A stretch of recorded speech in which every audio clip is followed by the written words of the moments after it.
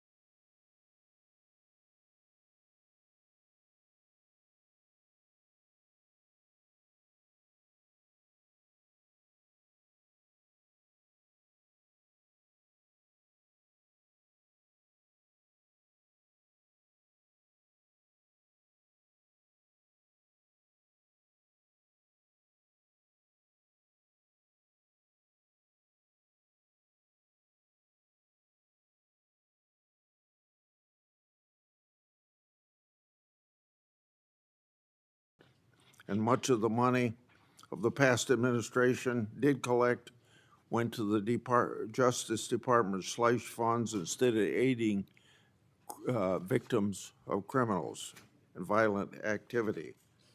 My Democratic colleagues have shared concerns about funding agency and law enforcement, but generally haven't supported funding programs. Under the Democrat leadership, the COPS reauthorization was held over in committee at least 8 times before the 118th Congress concluded. It never received a vote in this committee. More recently, Democrats have refused to support fundamental Justice Department programs like Protect Safe Neighborhoods, and last week, Democrats again blocked most of the Police Week bills from passing the Senate, even though they passed out of this committee unanimously.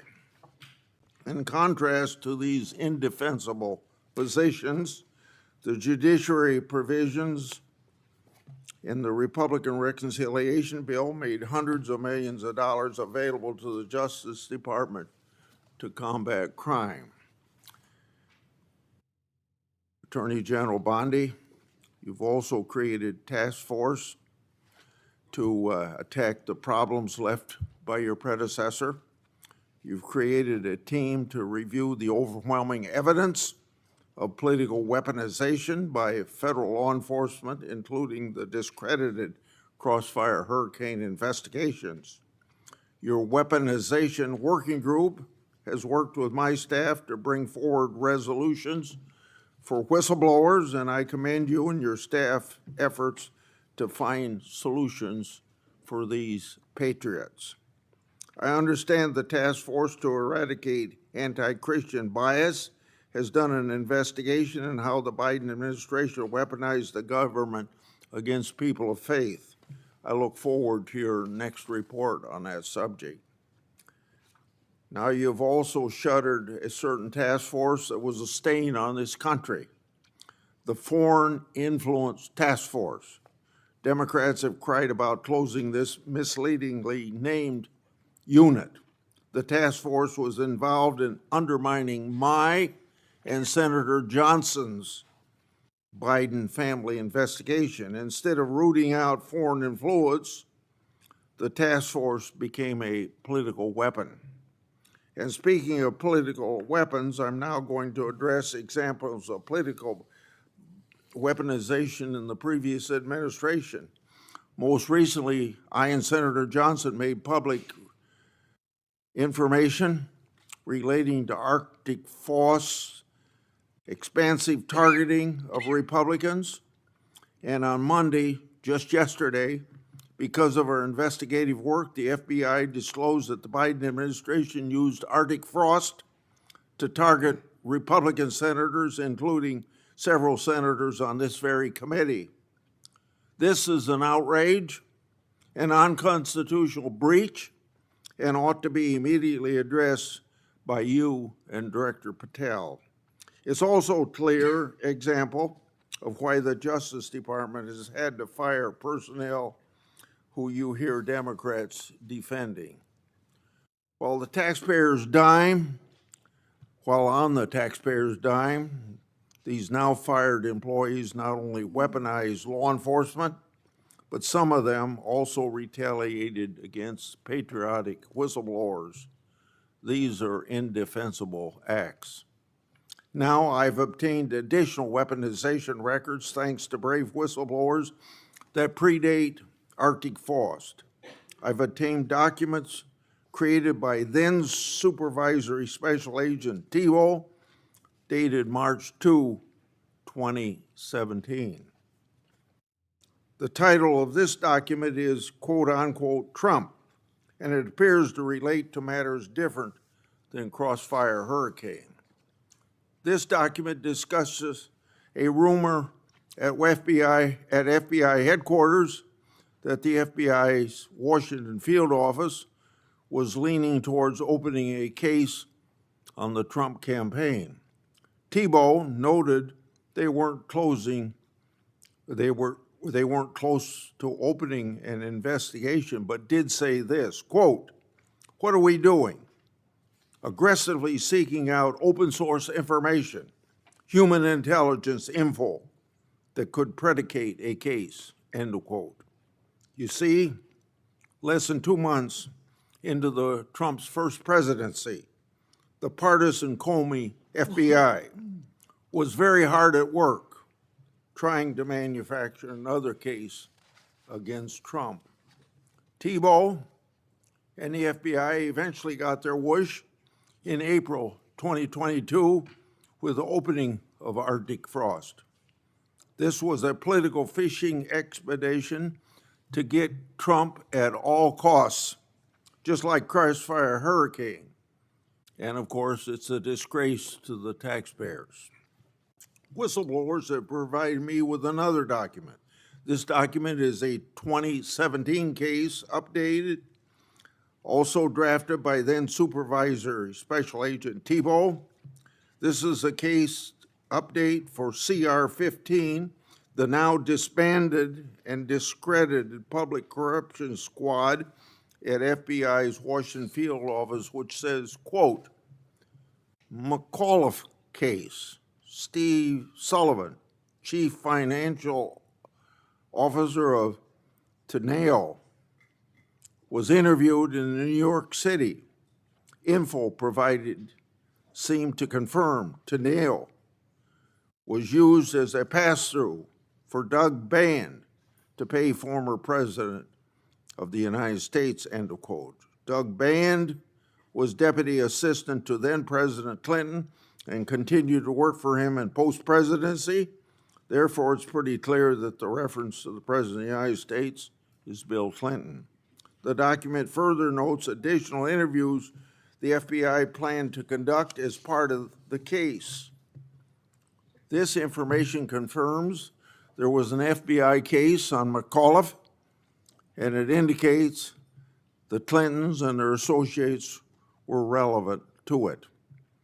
Did the FBI throw its resources behind this matter just like it did against Trump and his associates?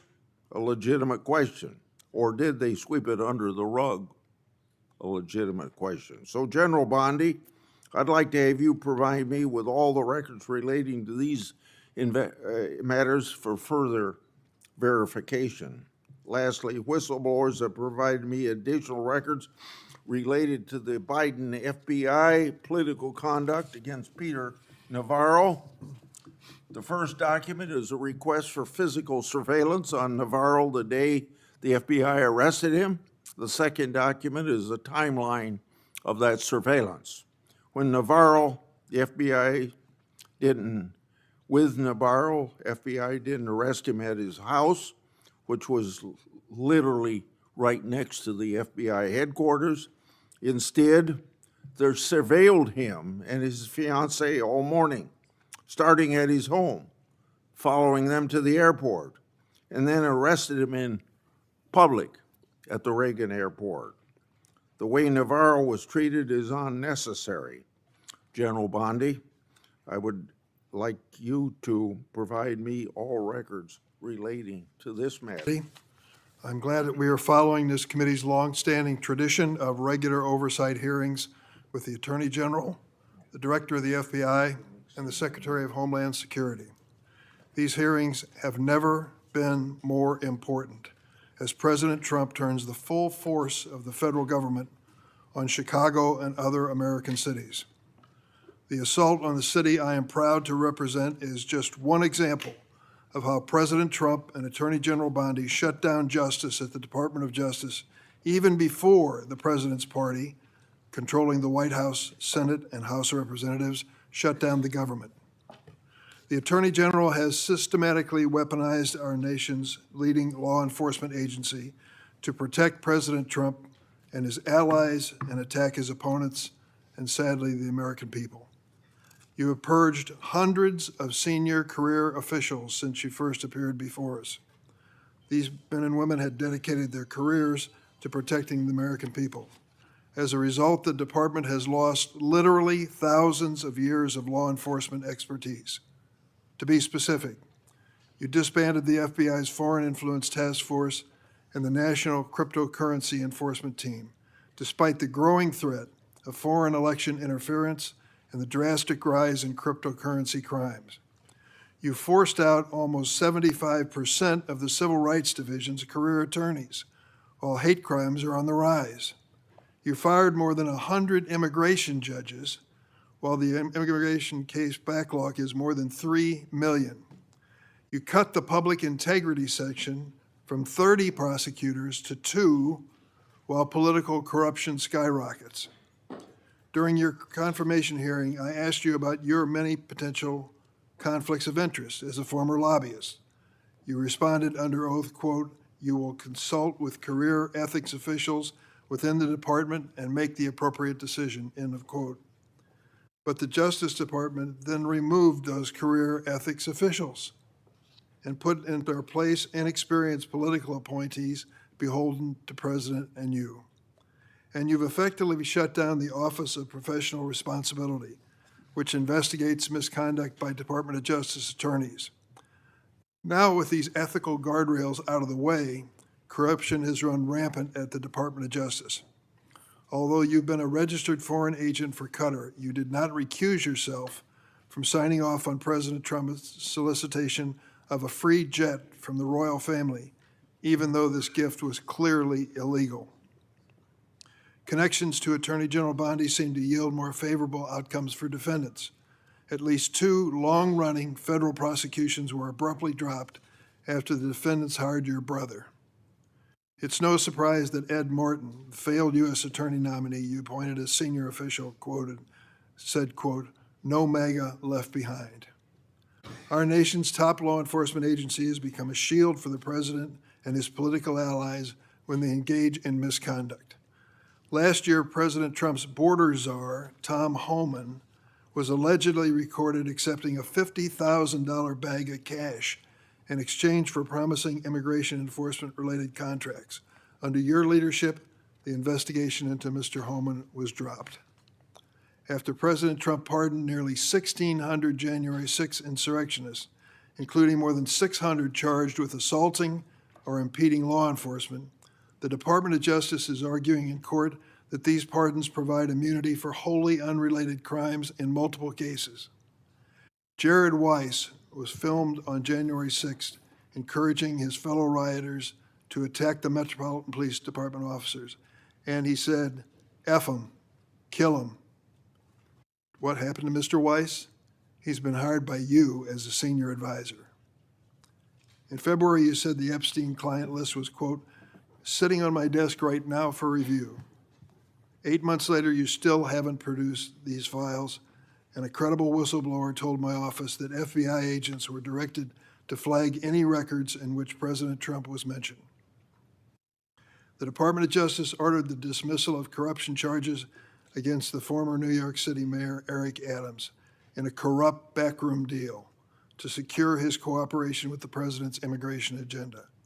Acting U.S. Attorney Daniel Sassoon, a Republican appointed by President Trump, resigned in protest. Acting U.S. Attorney for the Eastern District of Virginia, Eric Siebert, a Republican appointed by President Trump, was forced to resign because he didn't believe there was sufficient evidence to indict New York Attorney General Letitia Adams or former FBI Director James Comey. In his place, President Trump installed his former personal attorney, someone with no prosecutorial experience, to indict Director Comey, which she did. She joins a network of unqualified MAGA loyalists masquerading as federal prosecutors, like Alina Habba, who said she would use her position to, quote, "turn New Jersey red," close quote, and Sigal Chattah, who once said that a black political opponent was, quote, "should be hanging from an effing crane," end of quote. The President and Attorney General attempted to bypass the Senate to install these unqualified extremists. Where do you find these people? Courts have ruled that both Ms. Habba and Ms. Chattah are serving in their roles illegally, jeopardizing countless prosecutions by your office. Why? And that's just one example of how the Department of Justice is making America less safe. Attorney General Bondi shut down the Organized Crime and Drug Enforcement Task Force, OSADEF, which has dismantled thousands of criminal organizations. And you diverted thousands of FBI, DEA, and ATF agents and DOJ prosecutors from their critical missions to carry out the president's mass deportation agenda. Attorney General Bondi, not surprisingly, federal drug prosecutions have dropped to the lowest level in decades. Let me repeat that. Federal prosecutions for drug crimes have dropped to the lowest level in decades on your watch.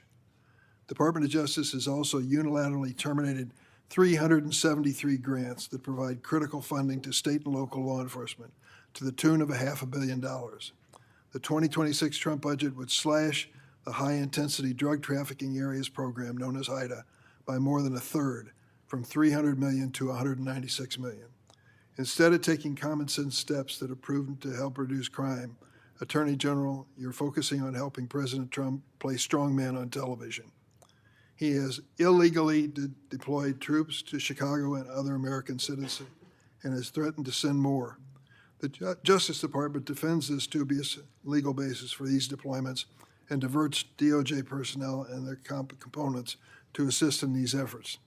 These deployments basically target Democratic-run cities and Democratic leaders, ignoring many Republican-led areas of our country with even higher crime rates, and making clear that this is for political theater, not public safety. One particular chaotic raid in Chicago Tuesday last week, aided by the FBI and ATF, which you supervise. In the middle of the night, federal agents pulled women and children out of their beds, crashed down the doors to their homes, destroyed their apartments, zip-tied children and others, and detained immigrants and U.S. citizens alike for hours in vans. When one witness complained about the treatment of the small children, an agent laughed at her and said, "F them kids." On Friday, a federal judge appointed by President Trump held that deploying the National Guard in Portland is illegal. White House Deputy Chief of Staff Stephen Miller accused her of, quote, "legal insurrection," close quote. At a time of rising threats to federal judges, this kind of language is inexcusable. Last week, the President and Secretary Hegseth summoned senior military officials to a political pep rally at Quantico, where the president said he wanted to use American cities as, quote, training grounds for our military. Training grounds for our military.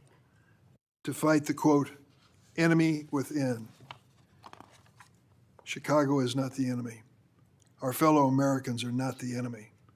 It is abhorrent for the president, who is supposed to represent all Americans regardless of political party, to describe anyone who disagrees with him in this, Mr. Chairman. Thank you. Would you please rise so I can give you swear? Please be seated and give us your opening statement.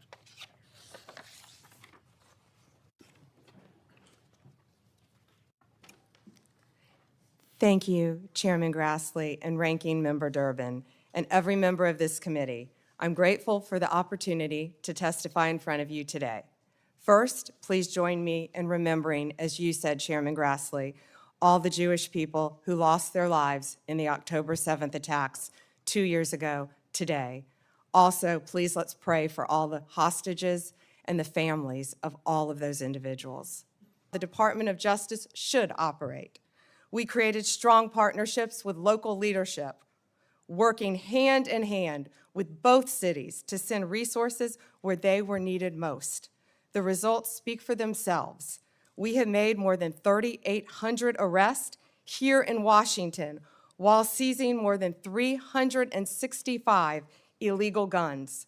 In Memphis, we have already made more than 300 arrests and close to 80 illegal guns in just a week. We are replicating that tough-on-crime approach throughout this country. Under the leadership of Director Kash Patel, the FBI is doing outstanding investigative work to keep American people safe.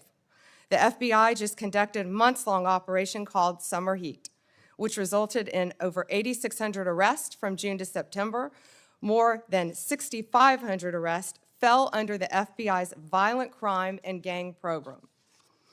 Under the leadership of Administrator Terry Cole, the DEA has seized 47.9 million fentanyl pills and 4,500 kilos of fentanyl powder. That represents 370 million deadly doses, 370 million. The DEA is dismantling violent cartel drug trafficking networks across this country, including the seizure of nearly 470 million in criminal assets. Under the leadership of Gadi Saralta, our U.S. Marshals have been the tip of the spear on federal surges in protecting judges and elected officials. Our Marshals have arrested more than 51,000 fugitives nationwide since January 20th. Under the leadership of Acting Director Dan Driscoll, ATF has taken more than 23,000 illegal guns off our streets. 3,400 of those guns have been linked to trafficking between the U.S. and Mexico.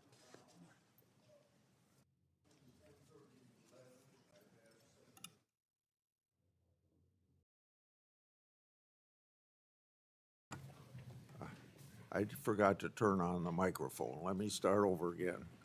We have 10-minute rounds. I've asked Senator Blackburn to chair between 10:30 and 11. I hope that we can have good decorum during this hearing, treat each other with respect. General Bondi, just in case you get cut off with something that you don't get to answer your question when that senator's done, if you ask me for a little bit of time, not a lot of time, but a little bit of time to finish your answer, I'd be glad to give that to you. So starting myself, you inherited a bloated bureaucracy. It requires reorientation to better serve your mission of the department. That would include reassessing grants disguised to help Americans, but many were partisan pet projects. It also requires reallocation of resources to better serve the American people. On this issue, I've got two questions. What updates can you share with the committee about your review and grant DOJ and grants that DOJ has reassessed.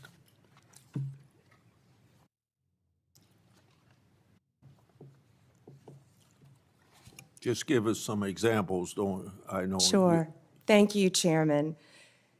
During my appearance at the department's budget hearings, I acknowledged that some grants were mistakenly terminated, and we have made a process to correct that.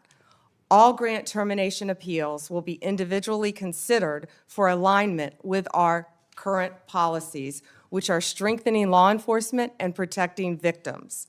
Recipients are given the opportunity to appeal a grant termination consistent with the rules by writing to the Assistant Attorney General. Of the 5,800 discretionary grants that were reviewed, only 376, approximately 7%, were terminated. So far, OJP has turned back on 18 awards, 17 appeals have been denied, and the rest are actively being reviewed, with decisions expected soon. My colleagues on the other side claim that your department has reallocated resources to immigration enforcement, and it's had a negative impact on law enforcement. We know that drugs and crimes are very much a part of immigration enforcement, so these attacks are clearly off the mark. Explain your view of these misguided assertions.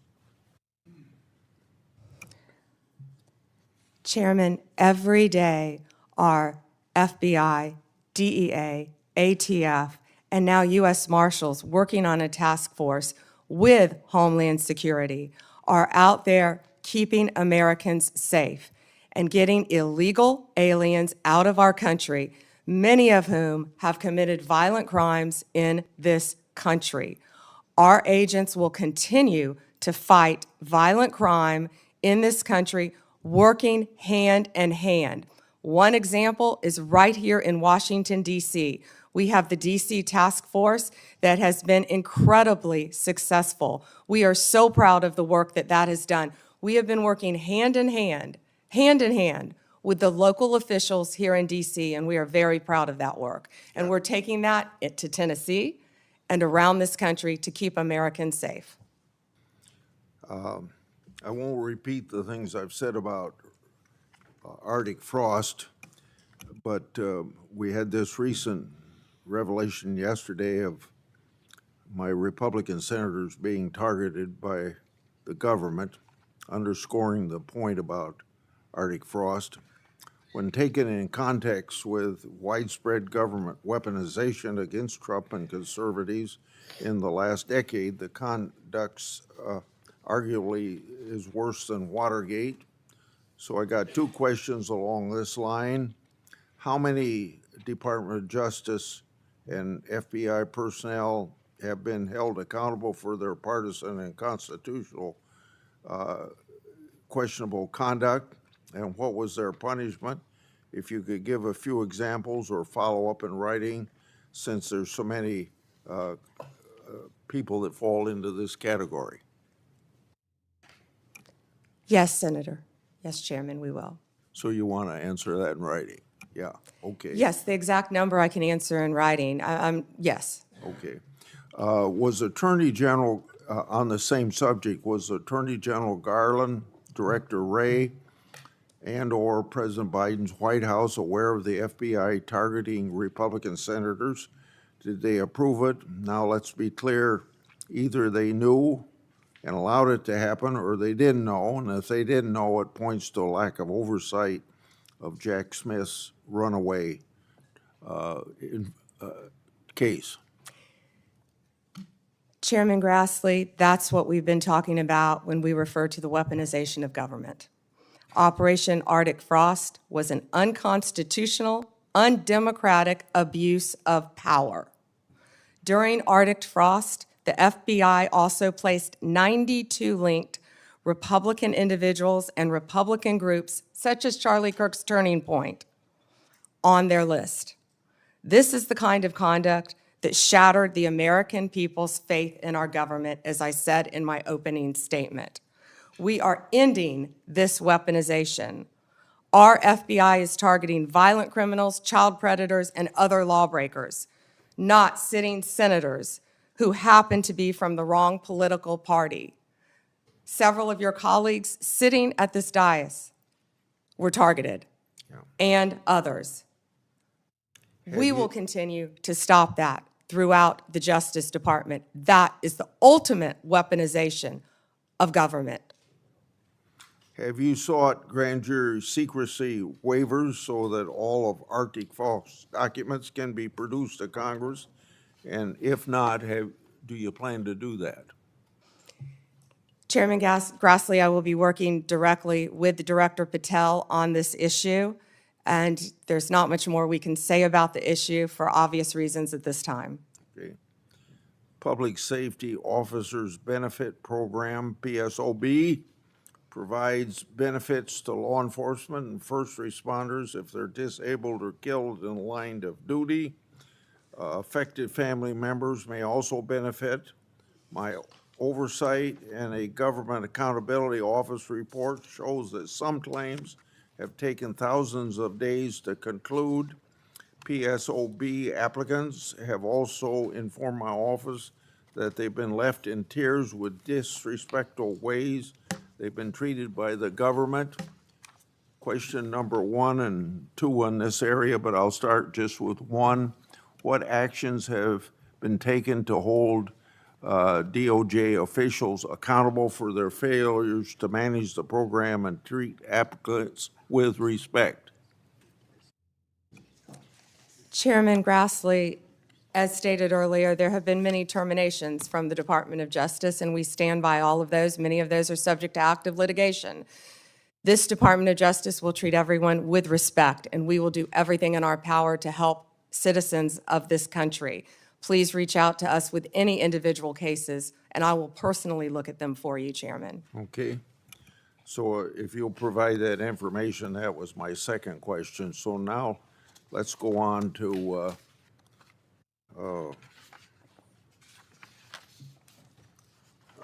regarding the initial FBI 1023 document that I made public last Congress. That document mentioned 1, text messages, 2, audio recordings, and 3, financial records that allegedly approved a bribery scheme with the Biden family and foreign interest. I asked Director Patel if his predecessors made any effort to determine whether these records existed. He answered no. What steps has the department taken to determine whether these records exist? One way or another, this matter ought to be put to rest. Chairman Grassley, I know Director Patel is working hard on this with the members of the FBI. Okay. So we don't know if these records exist, or you just can't say that publicly at this point? I don't want to discuss any of that publicly, Okay. Director. The Foreign Intelligence Surveillance Act includes a safeguard to prevent political weaponization. The reauthorization mandated certain members and their staffs shall be entitled to attend any proceedings of the FISA court. Former Biden DOJ Assistant Attorney General Matt Olson drafted a privacy agreement that allowed the department to hide information from Congress during FISA proceedings. Matt Olson made a career out of targeting President Trump and his allies, so it's not surprising that he would attempt to hinder congressional oversight or cover up for the Biden regime. I want to make sure that you get rid of the ridiculous and misguided Olson memo. When can you tell me that will be done? We will notify you, Chairman Grassley. Thank you. Okay. Senator Durbin. Thanks, Mr. Chairman. Madam Attorney General, let me ask you this question. Were you consulted by the White House before they deployed National Guard troops to cities in the United States? I am not going to discuss any internal conversations with the White House. You won't even say whether you talked to the White House about this? I am not going to discuss any internal conversations with the White House with you, Ranking Member. I noticed that. What's the secret? Why do you want to keep this secret? The American people don't know the rationale behind the deployment of National Guard troops in my state. The word is, and I think it's been confirmed by the White House, they are going to transfer Texas National Guard units to the state of Illinois. What's the rationale for that? Yeah, Chairman, as you shut down the government, you voted to shut down the government, and you're sitting here, our law enforcement officers aren't being paid. They're out there working to protect you. I wish you loved Chicago as much as you hate President Trump. And currently, the National Guard are on the way to Chicago. If you're not going to protect your citizens, President Trump will. Been on this committee for more than 20 years. That's the kind of testimony you expect from this administration. A simple question as to whether or not they had a legal rationale for deploying National Guard troops becomes grounds for a personal attack. I think it's a legitimate question. It's my responsibility. She refuses to answer as to whether she had any conversation with the White House about deploying national troops to my state. That's an indication, I'm afraid, where we are politically in this place. Let me ask you another question. I want to, if you will, hold on a second. Make sure I got the right page of facts here. You testified under oath when you last before this committee that before your appointment to Attorney General, you had served as a representative of some sort for the royal family of Qatar. There was an issue that came before you in May when President Trump accepted a $400 million luxury jet from the royal family of Qatar for temporary use as Air Force One before it's permanently gifted to the Trump Presidential Library Foundation. The Constitution unequivocally bestows on Congress the power to control whether any officer of the United States, including the President, may accept a gift, quote, from any king, prince, or foreign state, end of quote. And this gift clearly violates the statutory regime enacted by Congress. You've refused to answer a letter I sent to you 5 months ago asking the legal rationale you relied on to advise President Trump to accept this unprecedented gift from your former legal client. Can you make a promise today that you will disclose that? Disclose what, Ranking Member? I assume there was a letter or some sort of statement from your office to the White House to advise them that you felt it was permissible? First, to address my role with Qatar, as I addressed with you during my confirmation hearing, I disclosed it in my SJQ. In private practice, I worked for Qatar for anti-human trafficking for the World Cup. That was my only involvement, and I made that very clear, and I'm very proud of everything I've done with anti-human trafficking. Obviously, in preparing any advice for the President on a jet or anything else, we consult with the Office of Legal Counsel. The confidentiality applies to their input as well. And Chairman, if you would approve and vote to approve, as Chairman Grassley said, excuse me, Ranking Member, as Chairman Grassley said, my employees, we would answer your letters a lot faster, yet you're stalling them at every stop. And to go back to your previous question, your city has a murder rate 5 times higher than New York's. 571 homicides last year. If you were serious about protecting your people, you would be asking this administration for help. You're saying that we're coming into your state and your city. We're there to help make America safe and Illinois safe, whether or not you want to. I believe cutting federal grant programs to law enforcement in my state and across the nation does not make us any safer, and you've done just that. You've supplanted that decision by sending in National Guard troops to California and other places. That is a situation where the governors have not asked for that help. If you truly wanted to do this on a bipartisan basis, you wouldn't defy a governor, you would work with them. I'm prepared to do that. I'm prepared to work with this administration. But cutting these grants to law enforcement does not make us any stronger as a nation or give us the tools we need to reduce crime in Chicago. Now, I'd just like to ask you, when it came to this Qatar situation, did you consult with the ethics office in the Department of Justice before making your decision on this gift of a jet? Chairman, I didn't gift a jet to anyone. My Office of Legal Counsel provides confidential advice to the President, to the White House, period. And you're conflating two issues. Cutting grants, I was very clear about what grants we've cut and what grants we haven't, only 7%.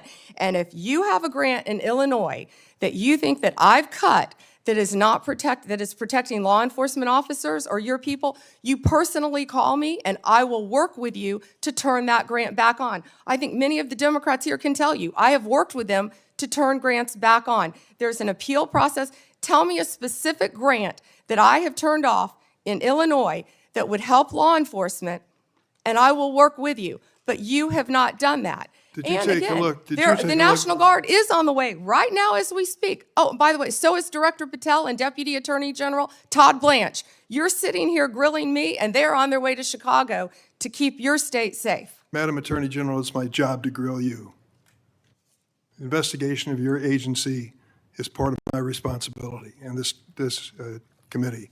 You may not like the experience, but others have weathered the storm and answered questions in a respectful manner. Can you tell me the grants, Yes. Ranking Member, please? Take a look at the president's budget on HIDA grants. What happens to it in his proposed budget? I'd be glad to meet with you on the It's grants. cut by 1/3 from $300 million to 196. That's one example of a grant that works, and your administration has suggested cutting it in the budget lies ahead. I want to ask you about items in a letter I sent you in July that you have not answered. In February, you made a public claim that the Epstein client list was, quote, sitting on my desk right now for review, end of quote. You then produced already public information and no client list at a major media event hosted at the White House. Attorney General Bondi, why did you publicly claim to have the Epstein client list waiting for your review and then produce nothing relevant to that claim? Senator Durbin, if you listen to my entire clip on that, I said I had not reviewed it yet, that it was sitting on my desk along with the JFK files, the Martin Luther King files, and I said I had not yet reviewed it. And if you see our memo on Epstein, you will see, excuse me, our memo on Epstein clearly points out that there was no client list, our July 6th memo. You also didn't let me respond to the HIDA question. The budget transfers $196 million for high-intensity drug trafficking areas to the Office of Justice Programs, OJP. The Justice Department will continue to administer those grants under OJP in 2026. Going back to the Epstein files, according to another whistleblower who made a protected disclosure to my office, you pushed the FBI to review approximately 100,000 Epstein-related records on an arbitrarily short deadline in March, and the FBI was directed to flag any documents that mentioned President Trump. Nothing came of that review until July when DOJ and FBI released an unsigned memo stating, quote, there's no incriminating client list. Why was the July 7th memo unsigned? The July 7th memo came from the FBI and the Department of Justice. Director Patel answered those questions very clear. And, you know, Senator Durbin, I find it very interesting that you refused repeated Republican requests to release the Epstein flight logs in 2023 and 2024. You fought that. Did you take money from Reid Hoffman, campaign donations, Never who was a heard. huge Epstein friend? Why did you fight for years? Why did you fight to not disclose the flight logs, Senator Durbin? I can tell you I did not refuse. One of the senators here wished to produce those logs, and I asked her to put it in writing, and she never did. Yeah, I think Senator Blackburn would quarrel with you on that. But And that's I will up to the quarrel two with of you as to read somebody that you mentioned I never heard of. Reid Hoffman. So who gave the order to flag records related to President Trump? To flag records for President Trump? To flag any records which included his name? I'm not going to discuss anything about that with you, Senator. Eventually, you're going to have to answer for your conduct in this. And you won't do it today, but eventually you will. I yield, Mr. Chairman. I got to Mr. interject Chairman? something here. Mr. before I get Chairman. to Pam. Mr. Chairman, since Senator Durbin referred to me, I would really appreciate the opportunity to correct the record. Proceed. Because Senator Durbin knows I repeatedly asked for those flight logs. I brought up the subpoena. You even shut down the committee because you didn't want that, and you know I submitted that in writing, and you continue to misrepresent that, and I am not going to let that record stand. Okay, Mr. Chairman, Go ahead, Senator Durbin. I just want to make it clear that the reason the committee business ended was that your side invoked the 2-hour rule. Point number 2 is I asked you if you wanted any documents like flight logs to put it in writing. You never did. Yes, sir, I did, and your staff knows that I did. We'll submit, once again, Send me a copy of the that, information to you. We've done that several times, but we'll be happy to, once again, send it to you. I think your staff doesn't show that to you. Well, as I started to say about the emolument clause, and Democrats bringing that up in regard to Qatar, back in March of 2016, they didn't care anything about my bringing up the emolument clause in regard. I wrote to the Obama Justice Department. That letter was based on Secretary Clinton's 2009 to 2013 financial disclosures when she was Secretary of State. Those disclosures showed that her husband participated in at least 62 events with foreign states. Some of those were speaking events with connections to foreign governments, and some speaking events were financially supported by foreign governments. 2 examples, Bill Clinton received hundreds of thousands of dollars for appearance sponsored by Middle Eastern governments. Bill Clinton also received $200,000 for a speech connected to the Chinese government, and I don't recall getting any help from my Democrat colleagues on that investigation. Senator Graham. Good morning. Good morning. Thank you. So I want to make sure I got this clear. If a Democrat or a Republican senator has a problem with a grant that's been canceled or reduced, you would be glad to talk to them. Yes, Senator, and I have been doing that as well. There have been Democratic members who called you, They have spoken to my office, yes, Senator. and you've tried to respond. On either side of course, if it has anything to do with law So- enforcement or victims, And that includes Senator Durbin. If he's got a problem, he can call you and you'll try to respond. absolutely. Thank you. How many illegal immigrants are in Chicago? Ooh. Does anybody know? I do, countless. What we have seen since January 20th, Senator Graham, is a 1,000% increase in violent attacks against our ICE officers. Right. But I just want to know, is there like 10 or 100,000? Does anybody know? There have been multiple, and we have made multiple arrests, of course, involving violent gangs Yeah, in Chicago, throughout Illinois. Right. So the only reason I ask that is Chicago is sanctuary city. Do they help ICE deal with illegal immigration, or they're sanctuary city? Do you know? They are not cooperating, and I would ask that, I wish Senator Durbin would condemn the governor for not cooperating with our law enforcement officers. The only reason I mention this, if you're a sanctuary city, any place in the country, you're making it difficult for the rest of us. Because word gets out, if you get to a certain city, maybe Chicago being one of them, that you're home free, and that just encourages more illegal immigration. Do you deal with that? Agree with that? I do, Senator Graham, and can I add something to that? Sure. Please. One of our biggest wins was against the Sinaloa cartel, and that came in Chicago. The state of Illinois has a Trust Act, which prevents local law enforcement from cooperating with our federal immigration authorities. And that's what I was trying to talk to Senator Durbin about. On September 15th, our partners at ICE arrested an illegal alien from Mexico for beating a 21-year-old man to death. He had been imprisoned in Illinois prior to the murder and was released under Illinois' Trust Act.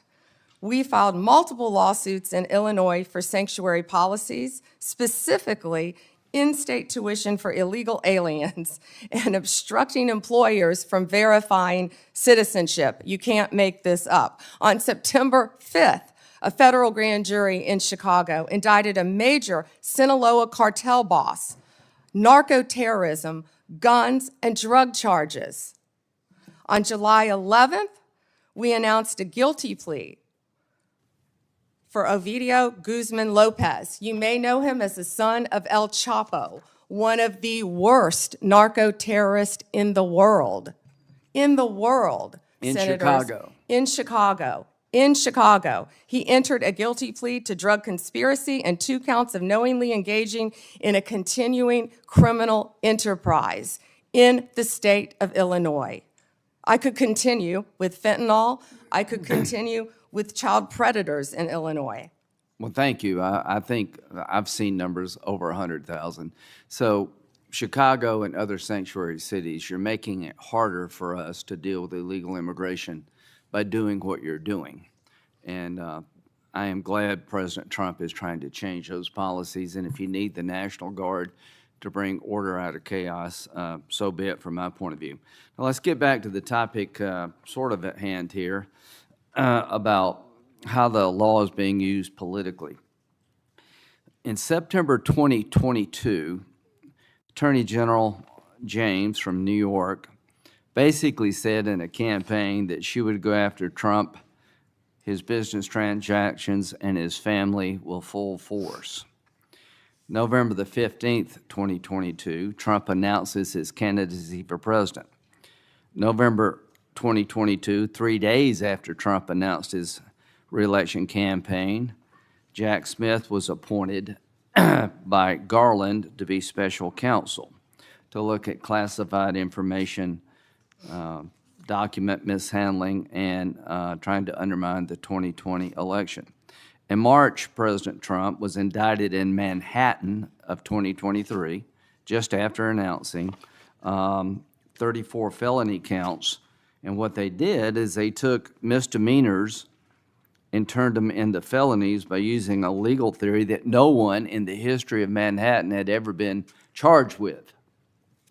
June 2023, a federal grand jury in the District Court for the Southern District of Florida indicted President Trump on 37 charges regarding classified information. Now, all I can say is that taking a hammer to a hard drive and bleach bit apparently doesn't make the cut. Having documents in the garage of President Biden doesn't make the cut. In August of 2023, he was indicted yet again regarding the 2020 election. So all I can say is that in September 27th, Jack Smith's team asked for my phone records and 7 other senators. Now that's just the 2024 election. Comey, are you aware of the fact that in August, Comey, then director FBI, August of 2016, was in a meeting at the White House where it was discussed that by Brennan, then CIA director, that there was intelligence that maybe the Clinton campaign was trying to cook up a narrative that Trump was a Russian asset? Senator, I believe that has been reported publicly, but I cannot comment on that. Okay, well, I'm just telling you. Now, this is a campaign for president in 2016. In July, they open up Crossfire Hurricane. In August, they have a discussion in front of President Biden that there's intel that maybe this is generated by his political opponent. Nothing happened. In September, are you aware of the fact that the intelligence community sent a memo to the FBI director detailing intelligence that suggests it's Clinton's campaign is behind the idea that Trump is colluding or cooperating with the Russians? Senator, I believe that has been reported. And that was addressed to the FBI director and Mr. Strzok, this memo. Are you aware that he told this committee, I don't recall that, the FBI director? Senator, I can't discuss anything. Well, I can regarding tell you this. What the hell would you recall? You're the sitting FBI director. There's a campaign for president going on. You've opened up an investigation believing that the Republican candidate may be a Russian asset. And now all of a sudden, less than a month later, 2 months later, you have 2 inquiries, 2 events to suggest it may be his political opponent. Did anybody in the FBI inform the FISA court or anyone else about this activity that you know of? I can't discuss that matter, as you know, Senator Graham. Should they have? Is there a requirement by law enforcement to tell the court if their warrant is being sought or a defendant that there's exculpatory information out there about you? In general, of course, Senator. So, to the country, the FBI director gets a memo from the intel community. This may be all a political plot by his opponent. They didn't do a damn thing. Are you familiar with the Steele dossier? Yes, Senator. That was a dossier prepared and paid for by the Clinton campaign.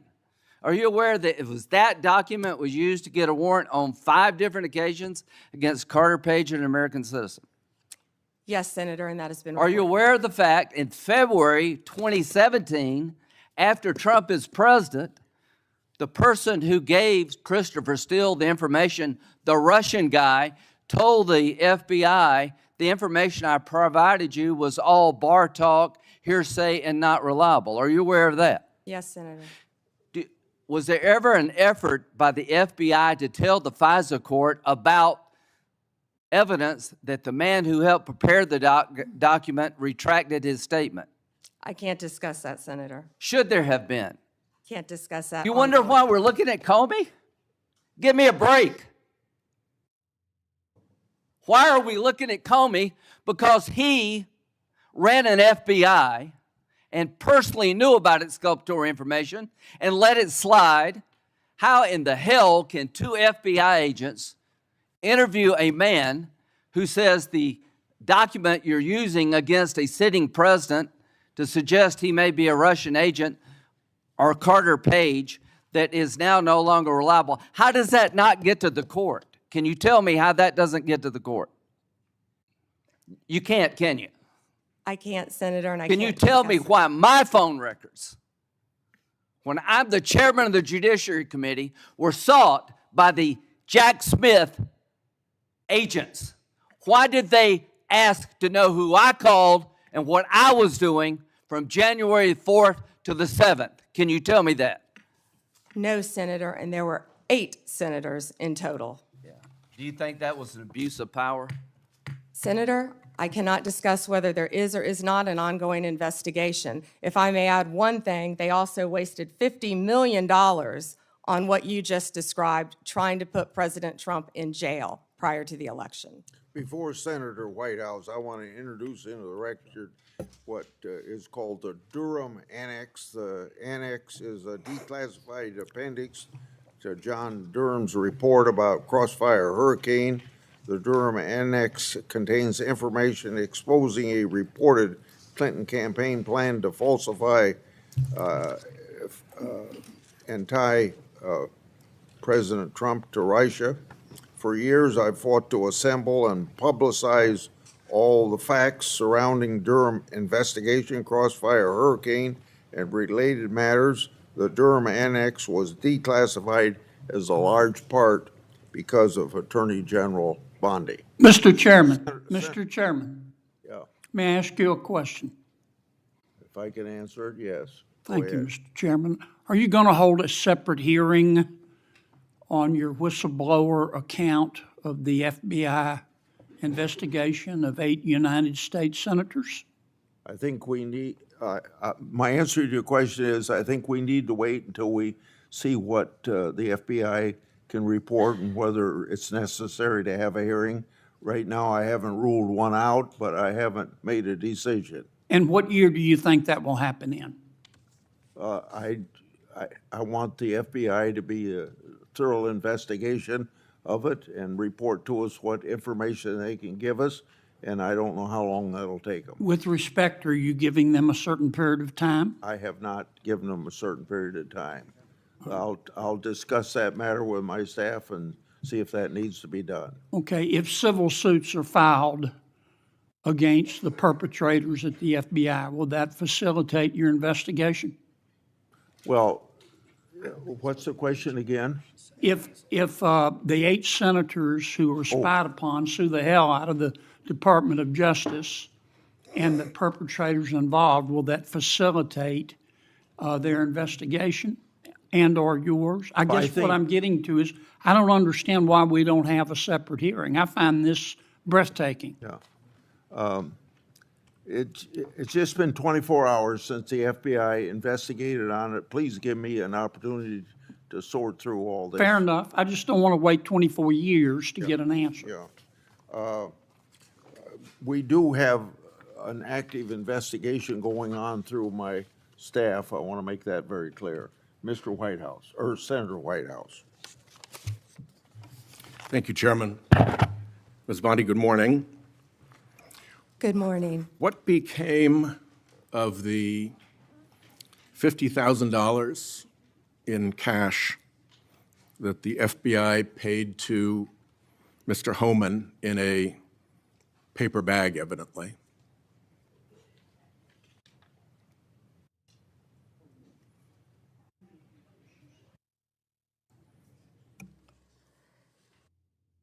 Senator, as Deputy Attorney General Todd Blanche recently stated, the investigation of Mr. Homan was subjected to a full review by the FBI, agents, and DOJ prosecutors.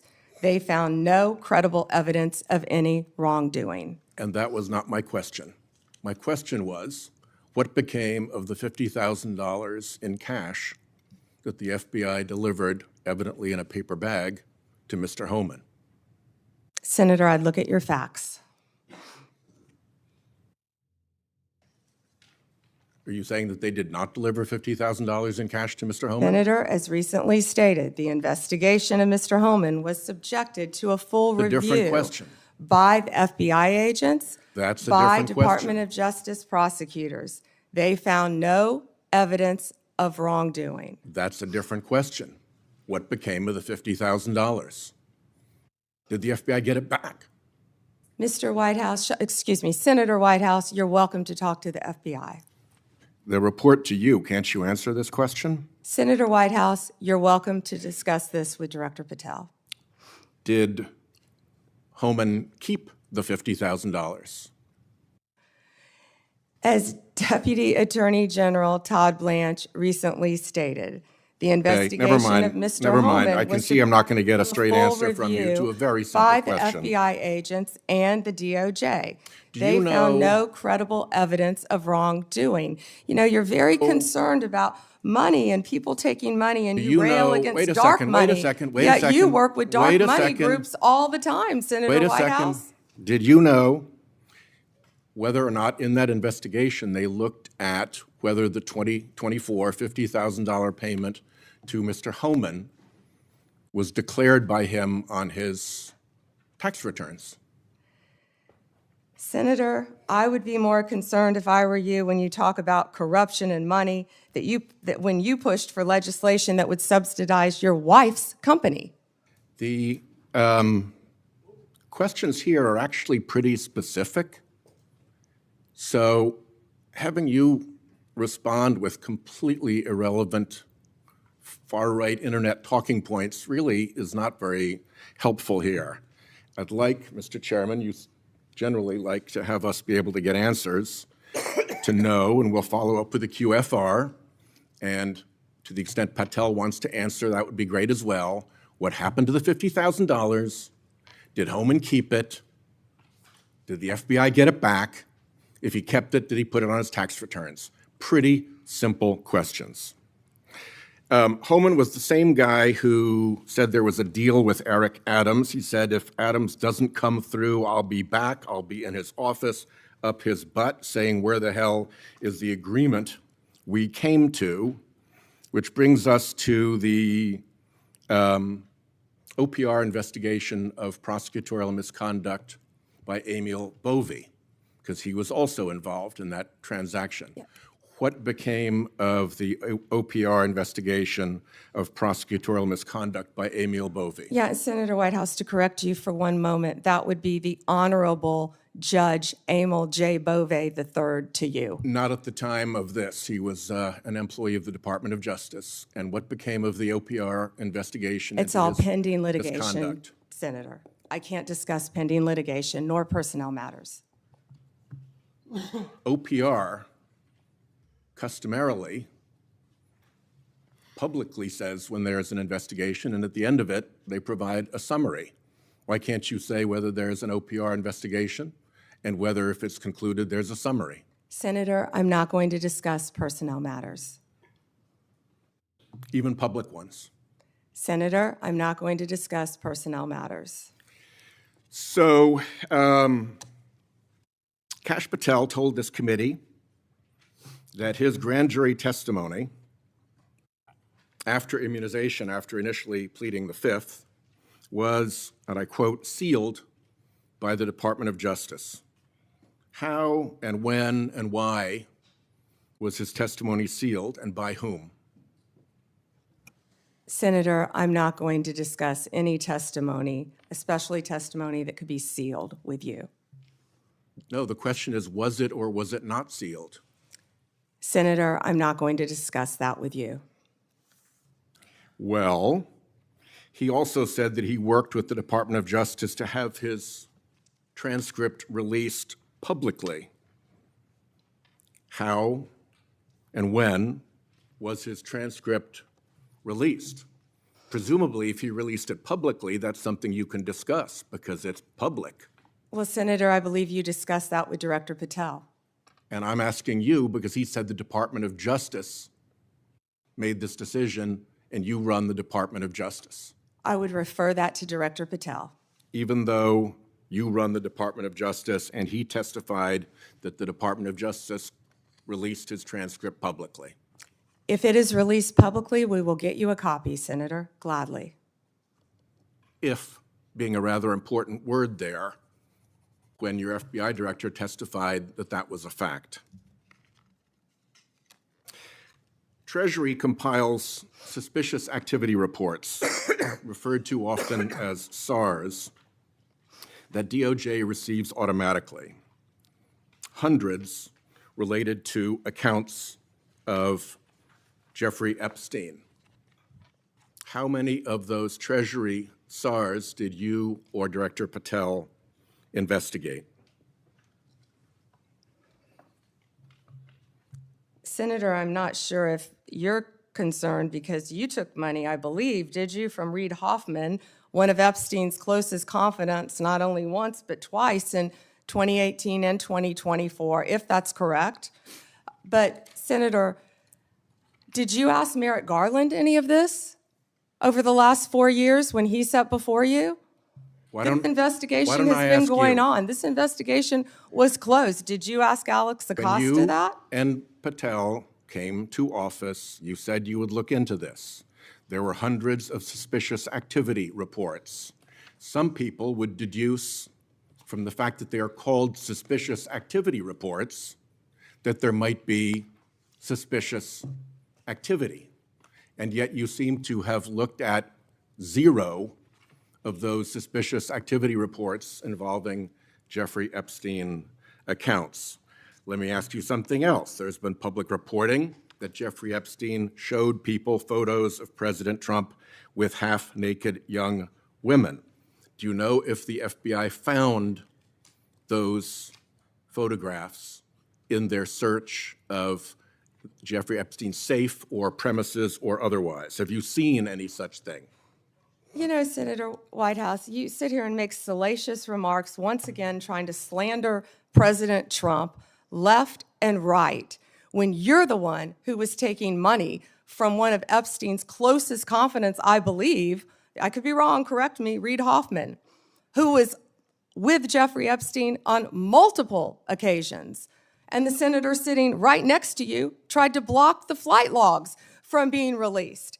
Yet you're grilling me on President Trump and some photograph with Epstein? Come on. The question is, did the FBI find those photographs that have been discussed publicly by a witness who claimed Jeffrey Epstein showed them to him? You don't know anything about that? Okay.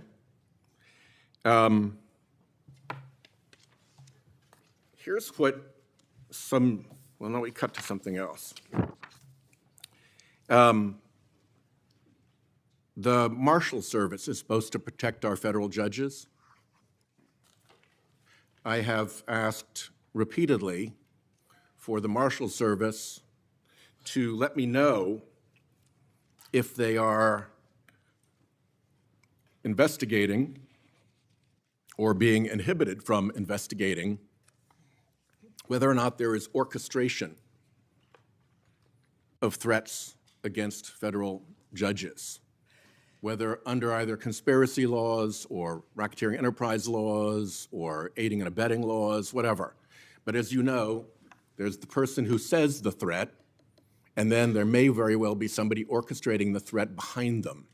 Is the Marshal Service allowed to investigate orchestration of threats, and do you know if they've taken one step to do so?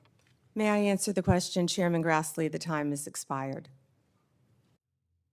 I think it's the convention of the committee that if I've started my question in my time, you may answer the I question. was asking the chairman. Okay, before I go to Cornyn. She wants to answer the question, Chairman. Oh, please go ahead. I thought you said you didn't want to answer it. I'm Yes, sir. sorry. Thank you. Senator Whitehouse, I would be happy to sit down with you regarding any threat to any federal judge in this country. We take threats very seriously. I will set a meeting with you, with Director Serralta of the U.S. Marshals, and I will be there. And we will talk about any threats on federal judges. Including who orchestration. threatened them or who orchestrated them. Bingo, thank you. Okay, before Cornyn speaks, I get kind of amused about my Democratic colleagues bringing up Treasury suspicious activity reports regarding Epstein. When Senator Johnson and I issued our Biden family reports in 2020, we used information from these very same type of documents. And you know what? We were criticized by our Democratic colleagues for doing so, and for years they ignored the evidence of the Biden family criminality. I don't think my colleagues can have it both ways. Senator Cornyn. General Bondi, 6 out of 10 Americans say they live from paycheck to paycheck.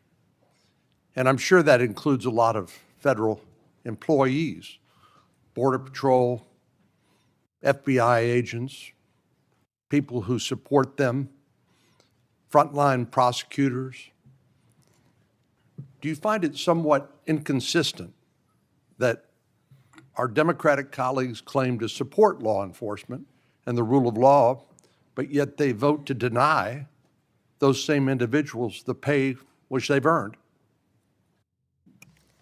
Yes, Senators, our law enforcement agencies, DEA, ATF, FBI, U.S. Marshals, and all the other federal agencies, Homeland Security, Treasury, all the agencies, all of my federal prosecutors, all of our employees are working tirelessly, national security, around the clock to keep this country safe and to keep this world safe.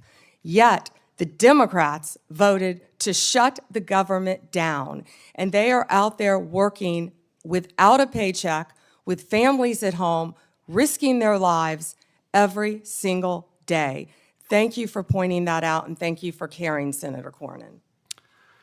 So let's get back to some basics. The Constitution of the United States is the supreme law of the land, is it not? Yes, sir. Applies to all Americans, the entire country. Federal law, likewise, applies to the entire nation, does it not? Yes, Senator. And so when federal law enforcement agents go to cities like Chicago to enforce federal law, they are acting within their authority, are they not? Yes, Senator Cornyn. So on what legal basis would a governor or a mayor say, we're going to deny or prevent a federal law enforcement agent from enforcing federal law? What would be the legal basis for them to do that? You know, Senator, there's not one. And as I stated, there were 571 homicides in Chicago last year. And that's why right now Director Patel and Deputy Attorney General Todd Blanche are on their way to Chicago. I've been to Memphis. They're in Chicago right now to protect the people of Illinois. And what Senator Graham, the point he was trying to make earlier, was that when you don't cooperate with law enforcement, if I was a TDA member, if I was a Sinaloa cartel narco-terrorist, you know where I'd go? Chicago, because they're not enforcing the law. And they're running their operations, as I stated earlier, two of the biggest terrorists, narco-terrorists, we arrested right in Chicago because it was a safe haven for them. And they're operating these networks around our entire country. So we are going to keep our entire country safe. We're going to protect all Americans. If these senators aren't going to vote to open our government, to let these people, our people, work with paychecks, they're going to do it anyway, whether or not the locals are cooperating with them. We're going to be there protecting all Americans in this country, Senator Cornyn. I find it, the comparison between the nation's, Washington, D.C., here in the nation's capital, where the mayor has welcomed the federal law enforcement agents, which as I travel around the city, are providing a level of deterrence against crime that I have not seen before. And Washington, D.C. happens to be one of the most dangerous metropolitan areas in the country. So seeing what the response has been by local officials here in Washington, D.C., seeing how the public here who visits here as tourists from Texas and elsewhere, how they're welcoming this federal law enforcement presence, it strikes me as a stark contrast between what we've seen in places like Chicago. And I just don't understand how elected officials who are sworn to uphold the law and the Constitution of the United States could take the position that, no, we don't want a safer community in our major cities that have a high level of crime like Chicago. Doesn't it strike you as bizarre? Senator Cornyn, I don't understand it either because we've been working hand in hand right here in D.C. with Mayor Bowser. She has been an incredible partner at making D.C. safe again. We've been working with her, we've been working with the police chief, we've been working with their staff, and the numbers speak for themselves. 3,156 arrests, 294 illegal guns seized. I think the number's probably higher today. Carjackings down 87%, violent crime down 45%. Right here in the nation's capital. I've been out there countless times before they go out on the streets, and I'm watching the DC Metro Police. I'm watching them with the Transit Authority Police, who of course keep our metros safe. I'm watching them with our DEA, FBI, ATF, U.S. Marshals, Treasury agents, and HHS has even provided doctors out there to help the team.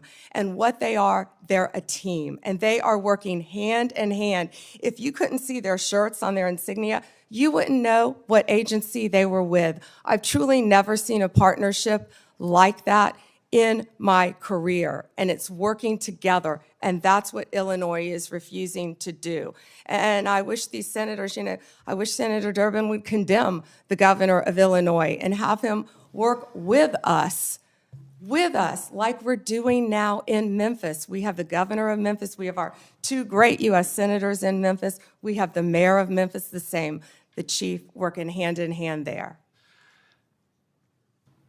Last week, maybe the week before last, I lose track of the days, we had the head of the Metropolitan Police Union for the District of Columbia here, and I asked him about violent crime in our communities. And I asked him whether there was a straight line from the open border policies of the Biden administration, which helped facilitate the cartels from exporting their poison to the United States, only to then find it distributed by criminal gangs who then engage in violence in our communities, like Chicago, to protect their territory and the profits that go along with that illegal drug trafficking. But I want to ask you about another aspect of the open border policies, and that has to do with one of the least reported tragedies and scandals associated with the Biden open border policies. And that has to do with the 500,000 children, sometimes called unaccompanied children, UACs, 500,000 children that the Biden administration allowed to be placed with sponsors in this country that were largely unvetted, and subjecting them to who knows what, and then abandoning them by taking the position that it's not the federal government's responsibility, it's local child protective agencies that have to follow up on these kids. So they couldn't tell you whether they were being trafficked, recruited into gangs, whether they were going to school, whether they were getting the health care that they need. They couldn't tell you because they didn't care. So I know that President Trump's administration, the Department of Justice in particular, has located 22,000 of these 500,000 children. Could you talk to us a little bit about your efforts to rescue these children that had been abandoned by the Biden administration? Yes, and Senator, thank you for asking that question. President Trump cares deeply about our children of this country and children from around the world. This is horrific what has been happening in our country. Law enforcement has arrested approximately 458 sponsors. Now, what these sponsors are, they lie to ORR, many of them, to have an unaccompanied alien child. Some of them later exploit and abuse these children. They're not parents, they're not guardians. They're coming into this country, they were coming into this country without any ramification across the Mexican border until Donald Trump became president again, and that's when it stopped. We are doing everything in our power to find and arrest these people who are exploiting these children and find these children throughout our country. One of those cases, we charged a Guatemalan national unlawfully residing in Cleveland with lying to government because he became the sponsor of a young girl, and of course we found he was later sexually abusing her. That's one of many cases, Senator Cornyn, that I can talk about. And Donald Trump will not rest until all of these sponsors are found and these children are found and protected. Thank you. Senator Klobuchar, you're recognized. Thank you. Attorney General Bondi, good morning. I'm going to start on a different subject. Good morning. On behalf of families in my state. And I wanted to thank the FBI and the local justice officials in Minnesota, the U.S. Attorney's Office, for the work that they did catching the murder, in the horrific murder of my friend, Speaker Melissa Hortman, and her husband, and the shooting of Senator John Hoffman. Just last month, my state was again shaken to its core when a mass shooter attacked Annunciation Catholic Church in Minnesota, shooting through the stained glass windows, injuring 21 people, including 18 kids, killing little Fletcher, little Harper, an 8 and a 10-year-old, murdering them when they're in mass praying, 12-year-olds protecting 8-year-olds. I know we've spoken about these tragedies, and we both agree that this kind of violence, whether in Minnesota or at a Mormon church in Michigan or the assassination of Charlie Kirk, has no place in our politics or in our democracy. In 2018, after the Parkland shooting, you were Attorney General, and there was a bill called the Marjorie Stoneman Douglas High School Public Safety Act. And the bill banned bump stocks, enacted red flag laws, and raised the minimum age to purchase a firearm in Florida from 18 to 21. And you actually defended the law in court from a challenge from the NRA.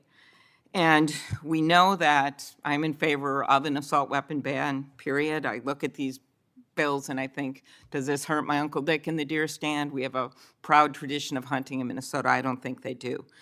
But as I talked to Director Patel, and he told me in the chair you are sitting in right now, that assault weapon ban could prevent future attacks. I talked to him about better background checks, about red flag laws, and then that perhaps we could find common ground on what actually happened in Florida, which would be to at least change the minimum age for purchasing assault weapon, because we've got 18 to 20-year-olds commit gun homicides at over triple the rate of adults 21 years and over, even though that wouldn't helped in Annunciation Church because he was a few years older. She was a few years older. But as you know, the shooter at Parkland was 19 years old, and the shooters in Buffalo and Uvalde were both 18 years old. So given your efforts in Florida, do you agree that at least raising the age for purchasing assault weapons could reduce the number of these shootings?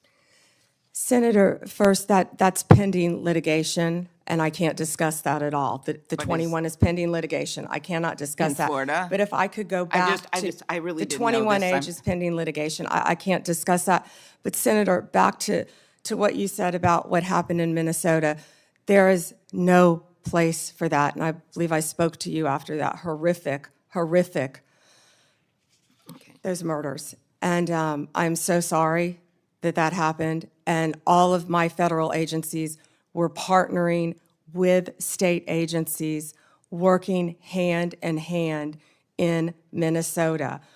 What I can tell you about the Second Amendment is this is the most pro-Second Amendment DOJ in American history, as you know. But we want to keep guns, as you said, where they should be, in the hands of law-abiding American citizens, while keeping them out of the hands of criminals and gangs.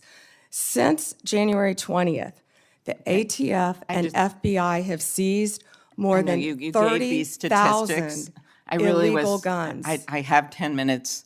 and 30,000, You have given Senator these Klobuchar. statistics, and I truly appreciate those statistics. But what I was just trying to get at was something where maybe we could find common ground on a bill that you actually defended in court in a state, which Director Patel seemed open to, and that was looking at could we at least raise the age to 21 of the purchase of an assault weapon federally while states look at banning these weapons overall, given these little babies that this gun is used to kill. So we can talk about it later, but that was my question, and you don't want to answer it. No, it's pending litigation, Senator. Okay, but your views on this is not pending litigation. So I want to get to the independence of the Justice Department.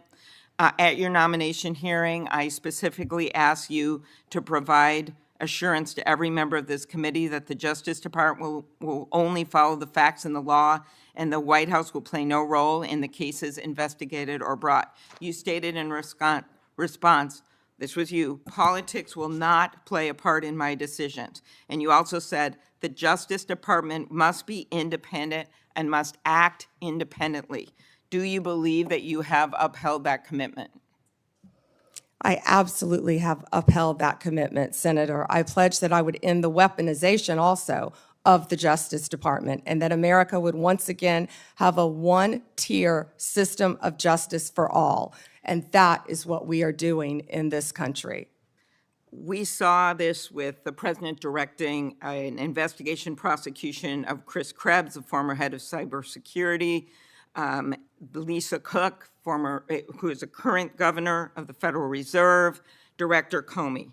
And the president, and I know you have said that you will not discuss discussions you've had with the president about Comey. Is that correct?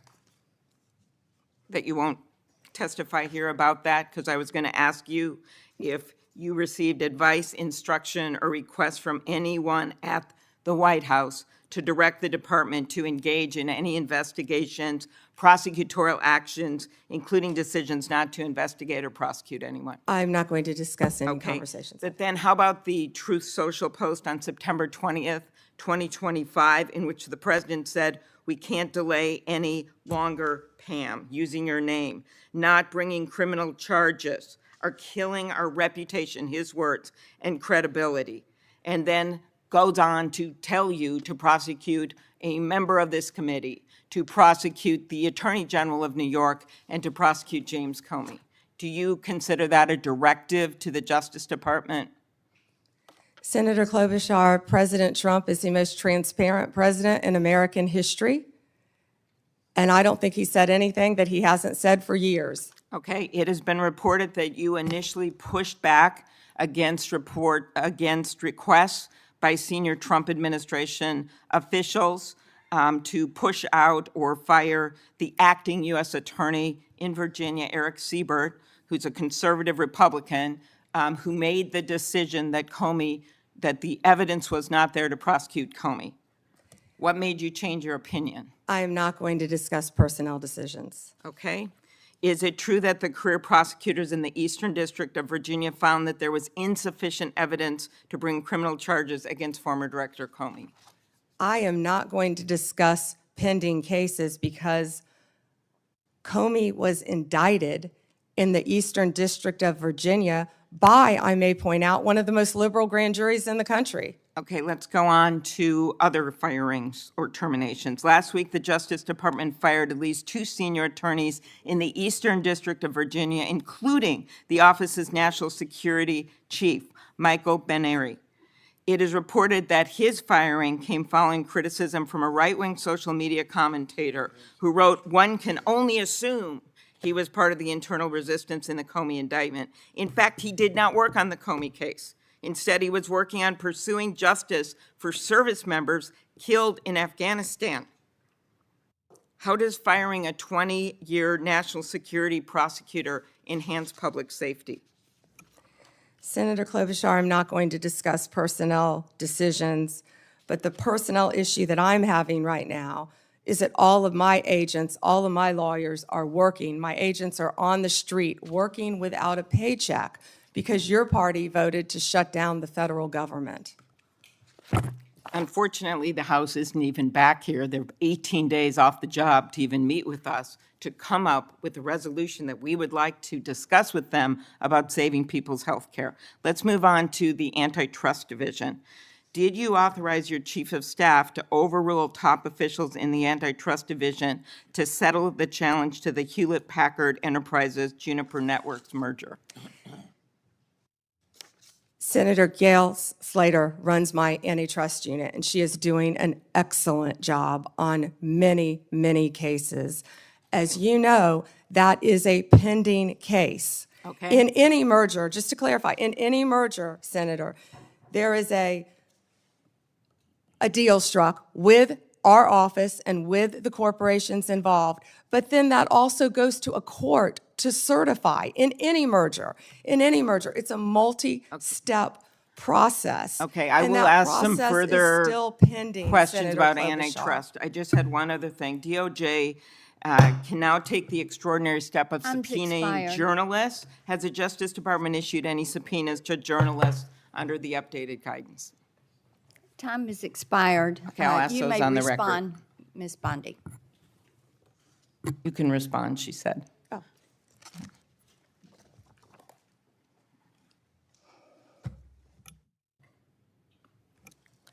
Senator, my office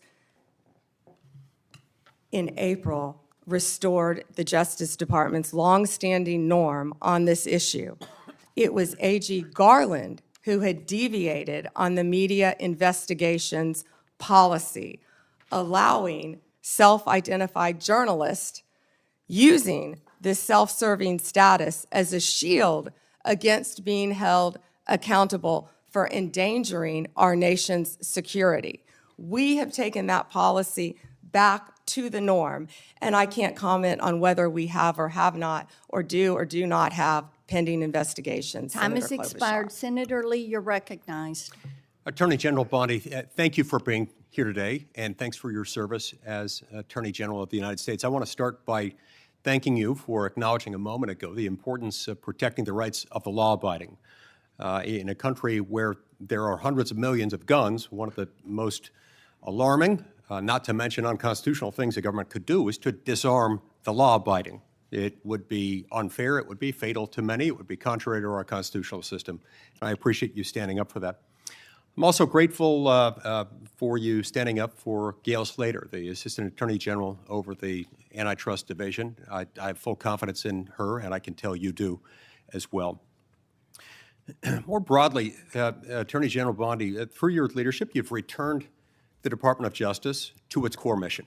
And its core mission, of course, involves protecting the American people, upholding the law, upholding the Constitution, and making sure that justice in our system is applied even-handedly, fairly, consistently, as the law requires, without fear, favor, or political bias making those decisions. With you as Attorney General at the helm of this great department, the Department of Justice has strengthened its efforts to secure our borders against what has been an unprecedented influx of illegal immigration.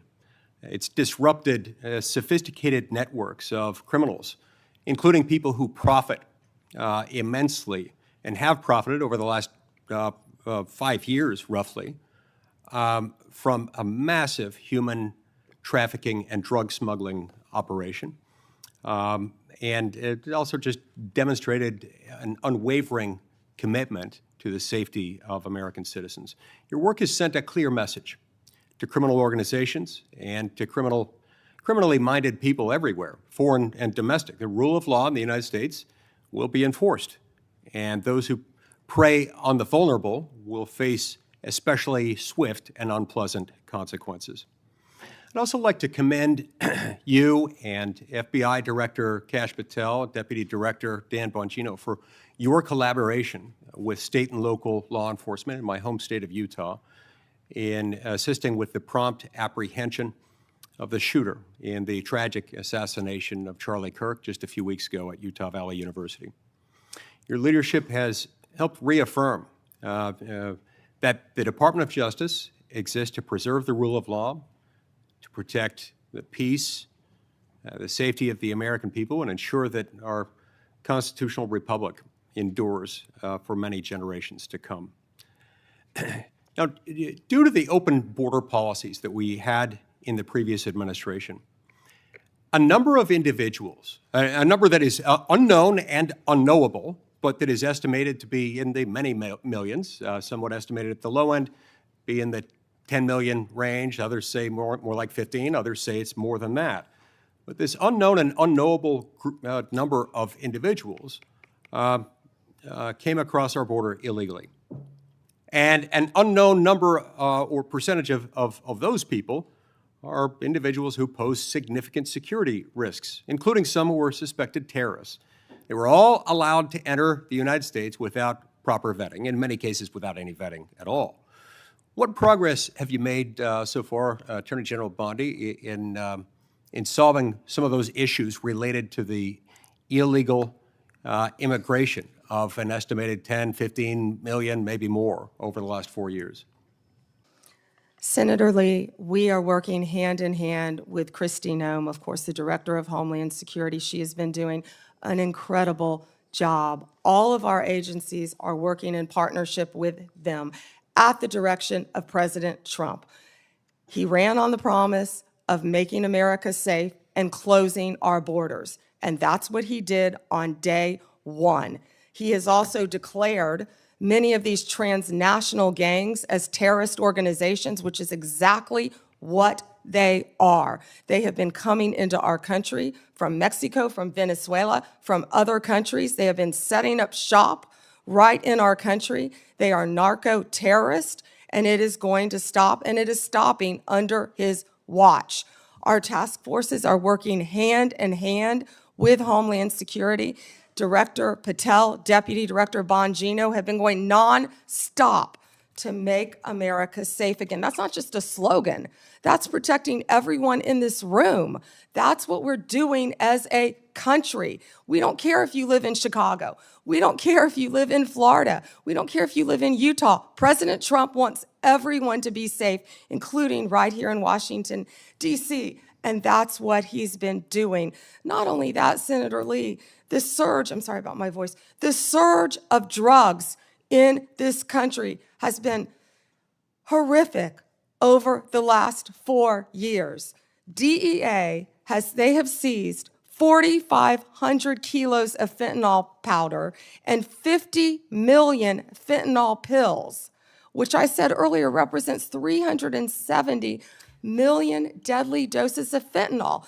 These transnational gangs, it's all about drugs and money, and they are destroying our country. They are destroying our children, and a lot of this fentanyl, as we know, is made the precursors in China. They're coming in our country through Mexico and now other places. And under Donald Trump, it's going to stop because he has secured our borders, Senator Lee. And we're very grateful for that effort. It's interesting to note, moreover, that under the leadership of your predecessor, the Department of Justice, the FBI, and others who routinely appear before this committee, when asked about the human smuggling operation going on across our southern border, routinely denied that fentanyl was coming in significant quantities through the human trafficking operation.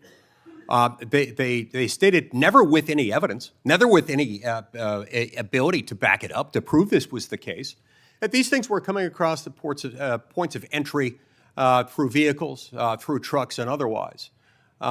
We know that not to be true, and we appreciate your work in exposing that. Now, in recent months, going along with this law enforcement effort, there's been a disturbing trend. It's a disturbing trend that seems to be on the increase in recent days and weeks. That is a rise of violence directed at federal law enforcement officers engaged in immigration-related arrests, including direct physical threats, organized riots outside of detention facilities, and most tragically, of late, a fatal shooting targeting an ICE facility in Dallas. Then just yesterday, it was reported that a cartel member in Chicago put a bounty, that's right, a bounty, out there offering $2,000 on information about any ICE officer and $10,000 for those who kill an ICE officer. Now, keep in mind, this information is not for kicks and giggles. It is not for a game of Trivial Pursuit. That information, for which the cartel member would pay $2,000, is there so that others can kill an ICE officer and get $10,000. That's what that is. Can you discuss what protections are essential to ensuring the safety of ICE officers and their families, and why requirements to display personal information and prohibiting them from ever wearing any kind of covering would represent a totally unacceptable, indefensible risk to their public safety? Senator Lee, our federal agents have been doxxed, and many of you know what that means. It has happened to you on both sides of the aisle. Our federal agents' lives have been threatened. We spoke with Apple and Google to get the ICE Block app taken down. That was reckless and criminal in that people were posting where ICE officers lived. We worked with both Apple and Google to take that down. It's stunning, I would add here, that it took as much work as it did by you to get them to take that down. Remember, in the days following January 6th, they took down all kinds of things, including a social media app called Parler, based on very thin evidence that was later largely rebutted, suggesting that people had been manipulating Parler in order to plan the January 6th attack.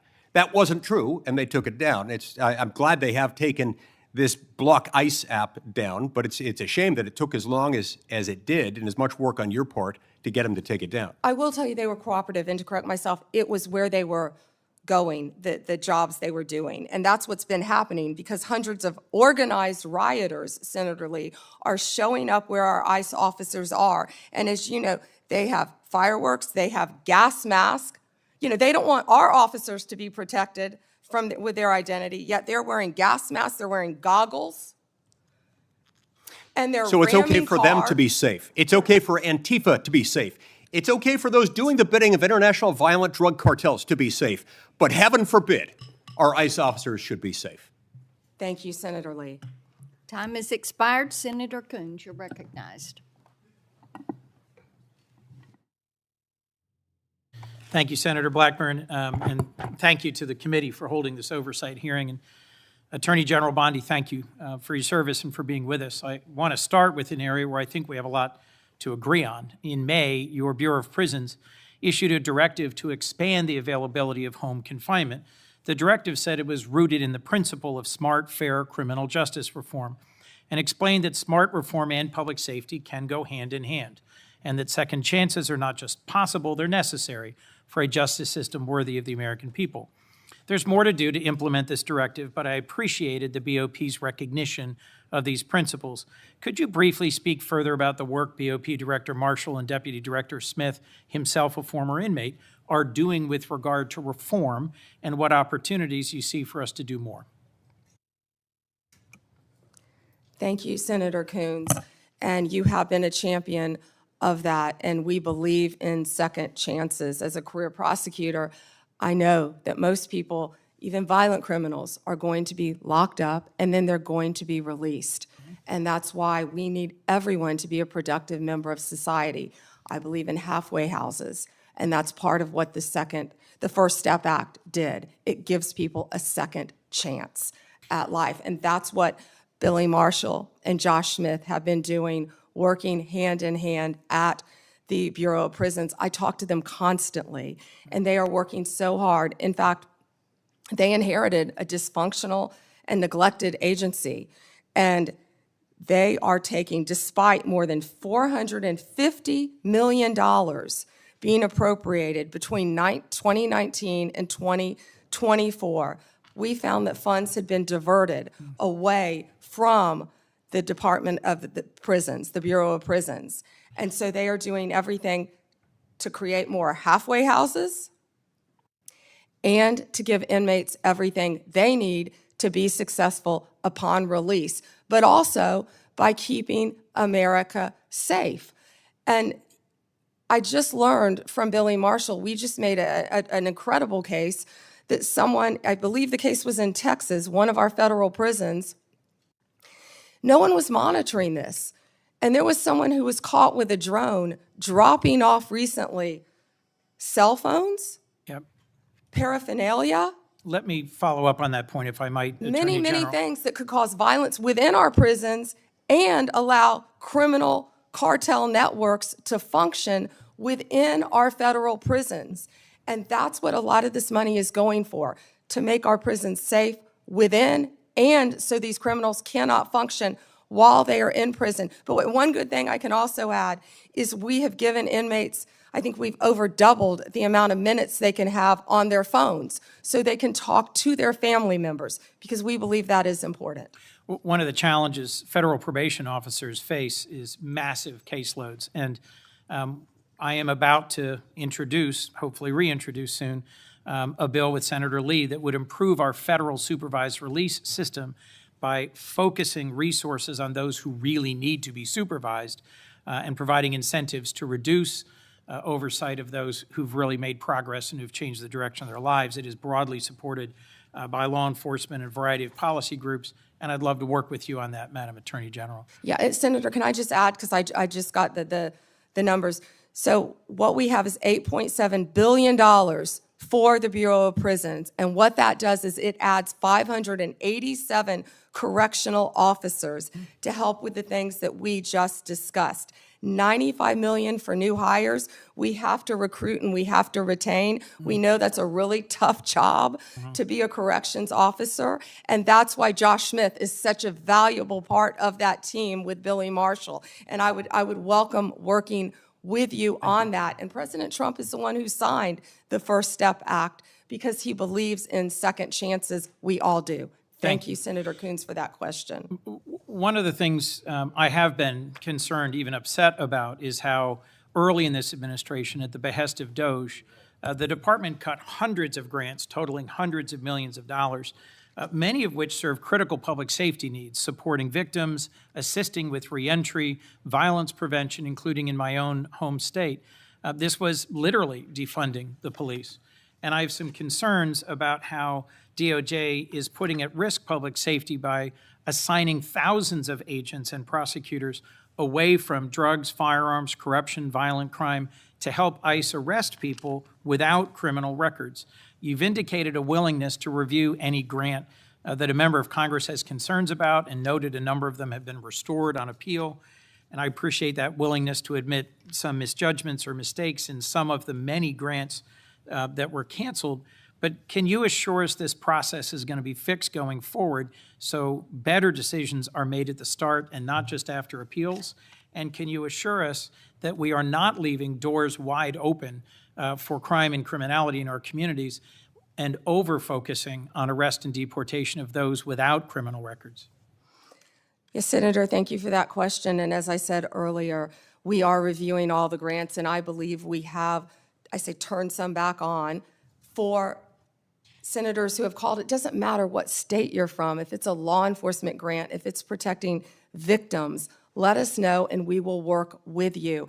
And I'm not sure if we have done any in your state yet, but I would be happy to work with you on that. What I can tell you is there have been, out of the 5,800 discretionary grants that were reviewed, only 376 around the country, 7% were terminated. 225 of the grant recipients have appealed that termination. And so far, we've turned back on 18 of those. 17 appeals have been denied, and the rest are being actively reviewed. If any of you know of any of those that you believe should be turned back on, call me. We don't want to jeopardize I will be anything calling that's you. hurting. Please do. And Senator, to go to what you said about the FBI and my federal agencies and being pulled to work on immigration cases, they're working hand in hand because we believe that, we have ICE officers out there, as we just discussed, I don't want to repeat that, who are being harmed. We're going to work with them, and I've directed all of my law enforcement agencies to work with ICE to make sure they're safe in Chicago, to make sure they're safe in Memphis, to make sure they're safe right here in Washington, D.C., but also at President Trump's direction. We are not stopping the core function of what we're doing, and that is fighting violent crime, and I think Director Patel made that very clear with all of the arrests that our FBI have been making on violent criminals. And there's so much that we can't talk about here, but if any of you are on the Intel Committee, we are fighting terrorists around this country every single day. Our lawyers are shut down right now. They're not getting paid, but crime is not stopping. They are working around the clock to not only keep our country safe, Senator, but to keep our world safe. And they Madam will Attorney continue General, to I do think, that. I think all of us hate that there's a shutdown and its impact on the federal workforce, and are working to find a way out of this shutdown, but one that will also restore cuts to health care. We could spend a lot of time on that, but let's focus on, if I could, two more questions related to your service as the Attorney General. The government's asserting the authority to summarily kill people. It says our cartel members through military strikes against boats on the open ocean in the Caribbean.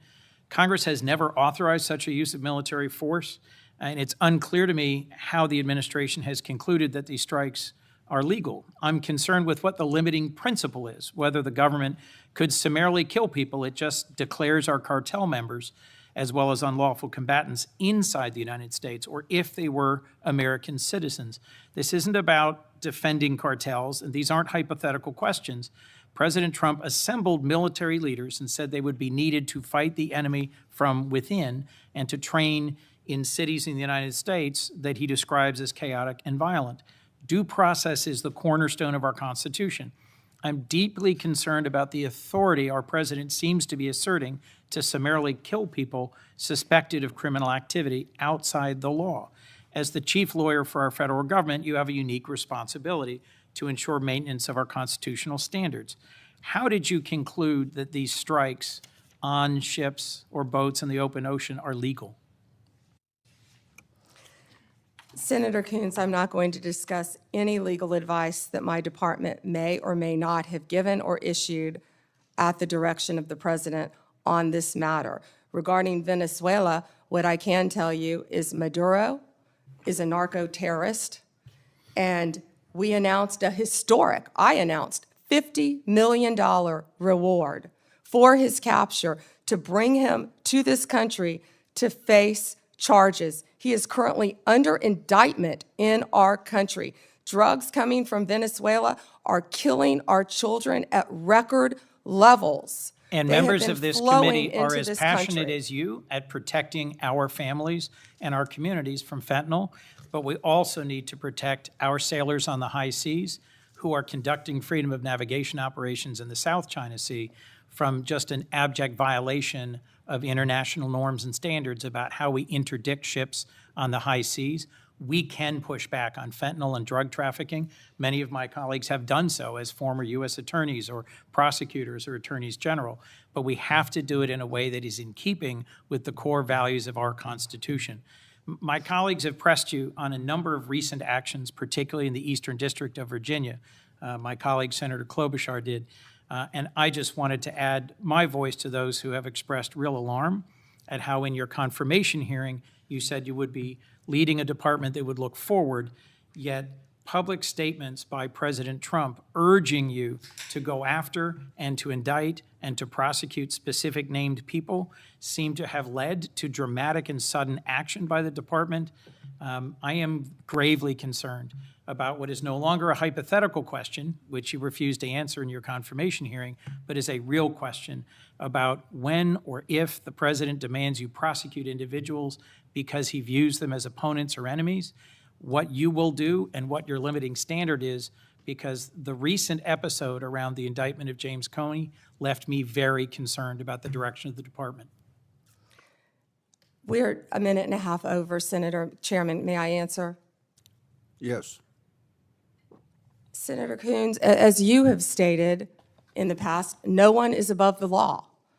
And James Comey is a pending case right now. It's a pending indictment. He was indicted by one of the most liberal grand juries in the country, by our U.S. Attorney Lindsay Halligan, right here in Virginia. And it's a pending case, so I'm not going to discuss the facts of a pending case. But you can understand the alarm about the circumstances of the indictment immediately following President Trump demanding that you take action to indict and prosecute that specific individual. Thank you, Mr. Chairman. Before Hawley, I'd, without objection, introduce two documents into the record. First one is the expanded scope of Arctic frost. The second document is a list of Republican groups and people that Arctic frost targeted, including Charlie Kirk's group, Turning Point USA. These documents show the political weaponization of the Biden administration against Republicans. Senator Hawley. Thank you very much, Mr. Chairman. Attorney General Bondi, good to see you. Welcome. I've been listening closely in this hearing, and I've heard over and over from my Democrat colleagues concerns about targeting political enemies, and they've accused you of all manner of things and the current president. I've also heard them said, and I just wrote it down because I wanted to be sure I heard it correctly. I've heard them say that Joe Biden never targeted his political enemies. Joe Biden never directed his attorney general to target his political opponents. That's interesting, because I could have sworn that yesterday we learned that the FBI tapped my phone. Let's look at it. We've got a list. Tapped my phone, tapped Lindsey Graham's phone, tapped Marsha Blackburn's phone, tapped 5 other phones of United States senators.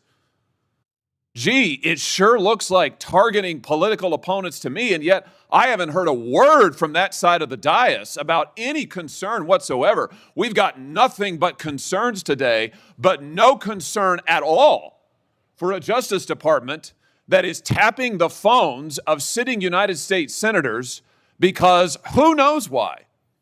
They don't like them. They're members of the opposition party. They're Republicans. They're conservatives. You've seen this document, Attorney General Bondi. What was going on here? Who ordered this? Who ordered the tapping of the phones of United States senators? Senator Hawley, I cannot discuss the details of that right now for very good reason. You're going to do a thorough investigation into this, I trust. Is that correct? We will be looking at all aspects of this, and I have talked to Director Patel at length about this. And you're going to figure out who was involved in this, who signed off on it, who knew about it. You're going to get to the bottom of all of it. Is it correct? Yes, and I've spoken to Director Patel about it, and he is committed to doing this. Well, I can tell you, we already know many of the details. We already know that this was ordered by the Special Prosecutor Jack Smith, who reported directly to the Attorney General of the United States, Merrick Garland. And we know that Jack Smith was on his witch hunt because he was directed to do so by the President of the United States, Joe Biden. Let's just remember. Let's take a walk down memory lane. April 2nd, 2022, the New York Times. Garland faces growing pressure. The Times says as recently as late last year, that would have been 2021, Mr. Biden confided to his inner circle he believed former President Trump was a threat to democracy and should be prosecuted. It goes on to say that the Biden was frustrated with Garland and wanted him to take decisive action against Trump. Here's what we're talking about. Trump, of course, was a private citizen at the time. So he appoints his own hitman, Jack Smith, who goes after the president, former president, who goes after members of this body. You know, the thing about it, though, that really strikes me is that it didn't stop with members of the United States Senate. Did it, Attorney General Bondi? It didn't stop here at all. I mean, just as egregious, maybe more so than tapping the phones of U.S. senators, is this memo that I know you've seen before. Let's just look at it again. This is an FBI memo from the same time period, I might add, from the same time period, in which the Federal Bureau of Investigation attempts to recruit informants into Catholic parishes in this country. So here you have an administration that is activating the FBI against its political opponents and tapping the phones of United States senators. Can I just say that again for my colleagues, for the benefit of my colleagues on the other side of the dais? Tapping the phones of United States senators. This isn't hypothetical. This isn't maybe what will you do in the future. This isn't, oh, gee, can you imagine a situation? This happened. This happened. And this happened, the targeting of Catholics in this country because Joe Biden and his FBI didn't like Catholics who went to a certain kind of mass. I mean, good God in heaven, what is happening to this country? What happened under Joe Biden? Or then how about this, the infamous school board memo, where Merrick Garland, at the direction of the White House, issued a memo activating the FBI's counterterrorism division against parents who attended school board meetings and had the temerity to ask what their kids were being taught. And some of those parents were treated like this. Let's just remember. Let's remember how parents were treated. Treated like this man. That's right. A parent at a school board meeting, I think in Virginia, who was drug out of the school board meeting. He's bloodied there, you can see it. And what was the response of Joe Biden's DOJ and FBI? It was to issue a memorandum saying that people like this ought to be investigated by the counterterrorism unit. And unbelievably, they were. They were. Or how about this? Let's remember Mark Houck and the pro-lifers who were prosecuted for what? For going to a clinic, an abortion clinic, and praying on a sidewalk outside the abortion clinic. This is Mark Houck and his beautiful family at Mass. This man, at the direction of Joe Biden's FBI, this man had an FBI SWAT team come to his door in the early morning hours with his beautiful children there, terrorizing them with weapons drawn. He was then arrested and prosecuted. Unfortunately, a jury acquitted him. This is what was happening under Joe Biden. United States senators spied upon. Former presidents, the political opponents of the president at the time, targeted, prosecuted. Pro-lifers, targeted, prosecuted. Catholics, targeted, prosecuted. 92 conservative organizations put under surveillance, targeted for potential prosecution. Gee, I don't know. Would you call that an example of weaponization, Attorney General Bondi? Do you think that's a fair characterization? Senator Hawley, that is the ultimate weaponization, and weaponization under Donald Trump has ended. It has ended. Harmeet Dillon is running our civil rights unit, and she is doing an incredible job. No longer will parents be targeted. No longer will parents who care about whether their elementary school children have to read a transgender book be targeted and told they cannot have any say in their child's education. That has ended under this administration. People can worship freely, whether they're Catholics at synagogues or Muslims. Everyone can worship freely. That was the ultimate weaponization. They were targeting Catholics. No longer. They have been targeting so many American citizens throughout this country. And Senator Hawley, you have been a champion of this, and thank you for being a champion of that. But under Donald Trump's watch, it has ended. You know, I think about some of the abuses of power in this country's history, and there's been, sadly, a lot of them by members of the executive branch over the years, whether it's Watergate, whether it's what J. Edgar Hoover did in his time at the FBI, spying on many public figures, RFK, MLK, JFK, you name it. And I just have to say, what we now know happened in the last 4 years under this administration surpasses all of that. It surpasses all of it. Not just for the interference in the legislative branch, not just for the blatant disregard for the separation of powers, not just for the blatant disregard for the First Amendment, but for the targeting of ordinary American citizens who can't afford lawyers, who can't afford to mount a defense, who when the FBI knocks at their door or comes with the SWAT team, they don't know what to do. It is absolutely a disgrace. It is a stain on the history of this country and on the conscience of this country what this administration did in the last 4 years. So here's what I think needs to happen. Madam Attorney General, I think we need a special prosecutor to be appointed whose sole responsibility will be to get to the bottom of what has happened in every instance that I have just named. I think we need to know exactly who approved the wiretaps on United States senators, who knew about it, what agents were involved at DOJ or the FBI. I think we need to know exactly who signed off on the Catholic memo, the spying memo. Who was involved with it? How far did it go? I think we need to know exactly who authorized the prosecution of Mark Houck, who terrorized pro-lifers and tried to intimidate them. I think we need to know. And Mr. Chairman, this committee needs to do oversight hearings. We need to have thorough hearings into what has happened these last 4 years and this abuse that has now just been uncovered, because we have to ensure that it stops. As you just said, Attorney General Bondi, we have to ensure that it stops. This chapter in American history needs to come to a close, never to be opened again.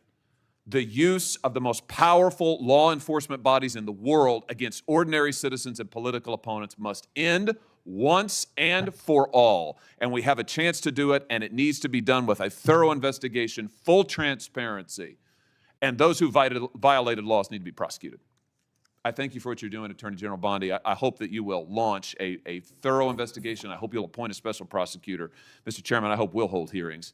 And with that, I yield. Yeah.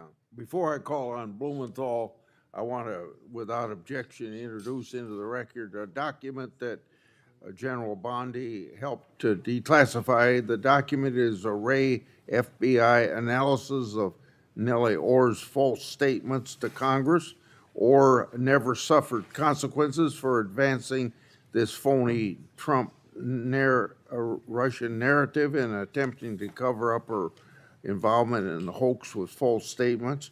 Yet time and again, the American justice system has been weaponized against President Trump and his associates, and I've already talked about Peter Navarro in regard to that. The DOJ's inaction on Nellie Orr's criminal referral, despite the obvious incriminating evidence provided in the FBI's own analysis, undermines public trust in the rule of law thanks to Director Ray's utter failure. Senator Blumenthal. Thanks, Mr. Chairman. Just so the American people understand, this issue of weaponization of justice goes to the core of the integrity of our criminal justice system. And I think we can all agree that no individual, no group should be targeted simply because they are a political opponent or because the President of the United States has some personal animosity toward them. You've just said that President Trump is the most transparent president in history. Tragically and chillingly, you may be right when it comes to criminal justice, because far from ending weaponization of justice, I would submit, Madam Attorney General, that President Trump has embodied it. And we have a record. It is a public record of his express instructions that certain individuals be investigated. The Attorney General of New York, Tish James, my colleague, Adam Schiff, the former CISA director, Chris Krebs, the DHS former Chief of Staff, Miles Taylor. There's a list. And he has been transparent. In fact, 5 days before the indictment of James Comey, he put this post up as instructions to you. He didn't mince words. He was very open and public that you should indict James Comey and others because they are guilty as hell. No more delay. Now, 5 days before you indicted, or a grand jury at your instructions indicted James Comey. I'd like to know from you what conversations you've had with President Trump about the indictment of James Comey?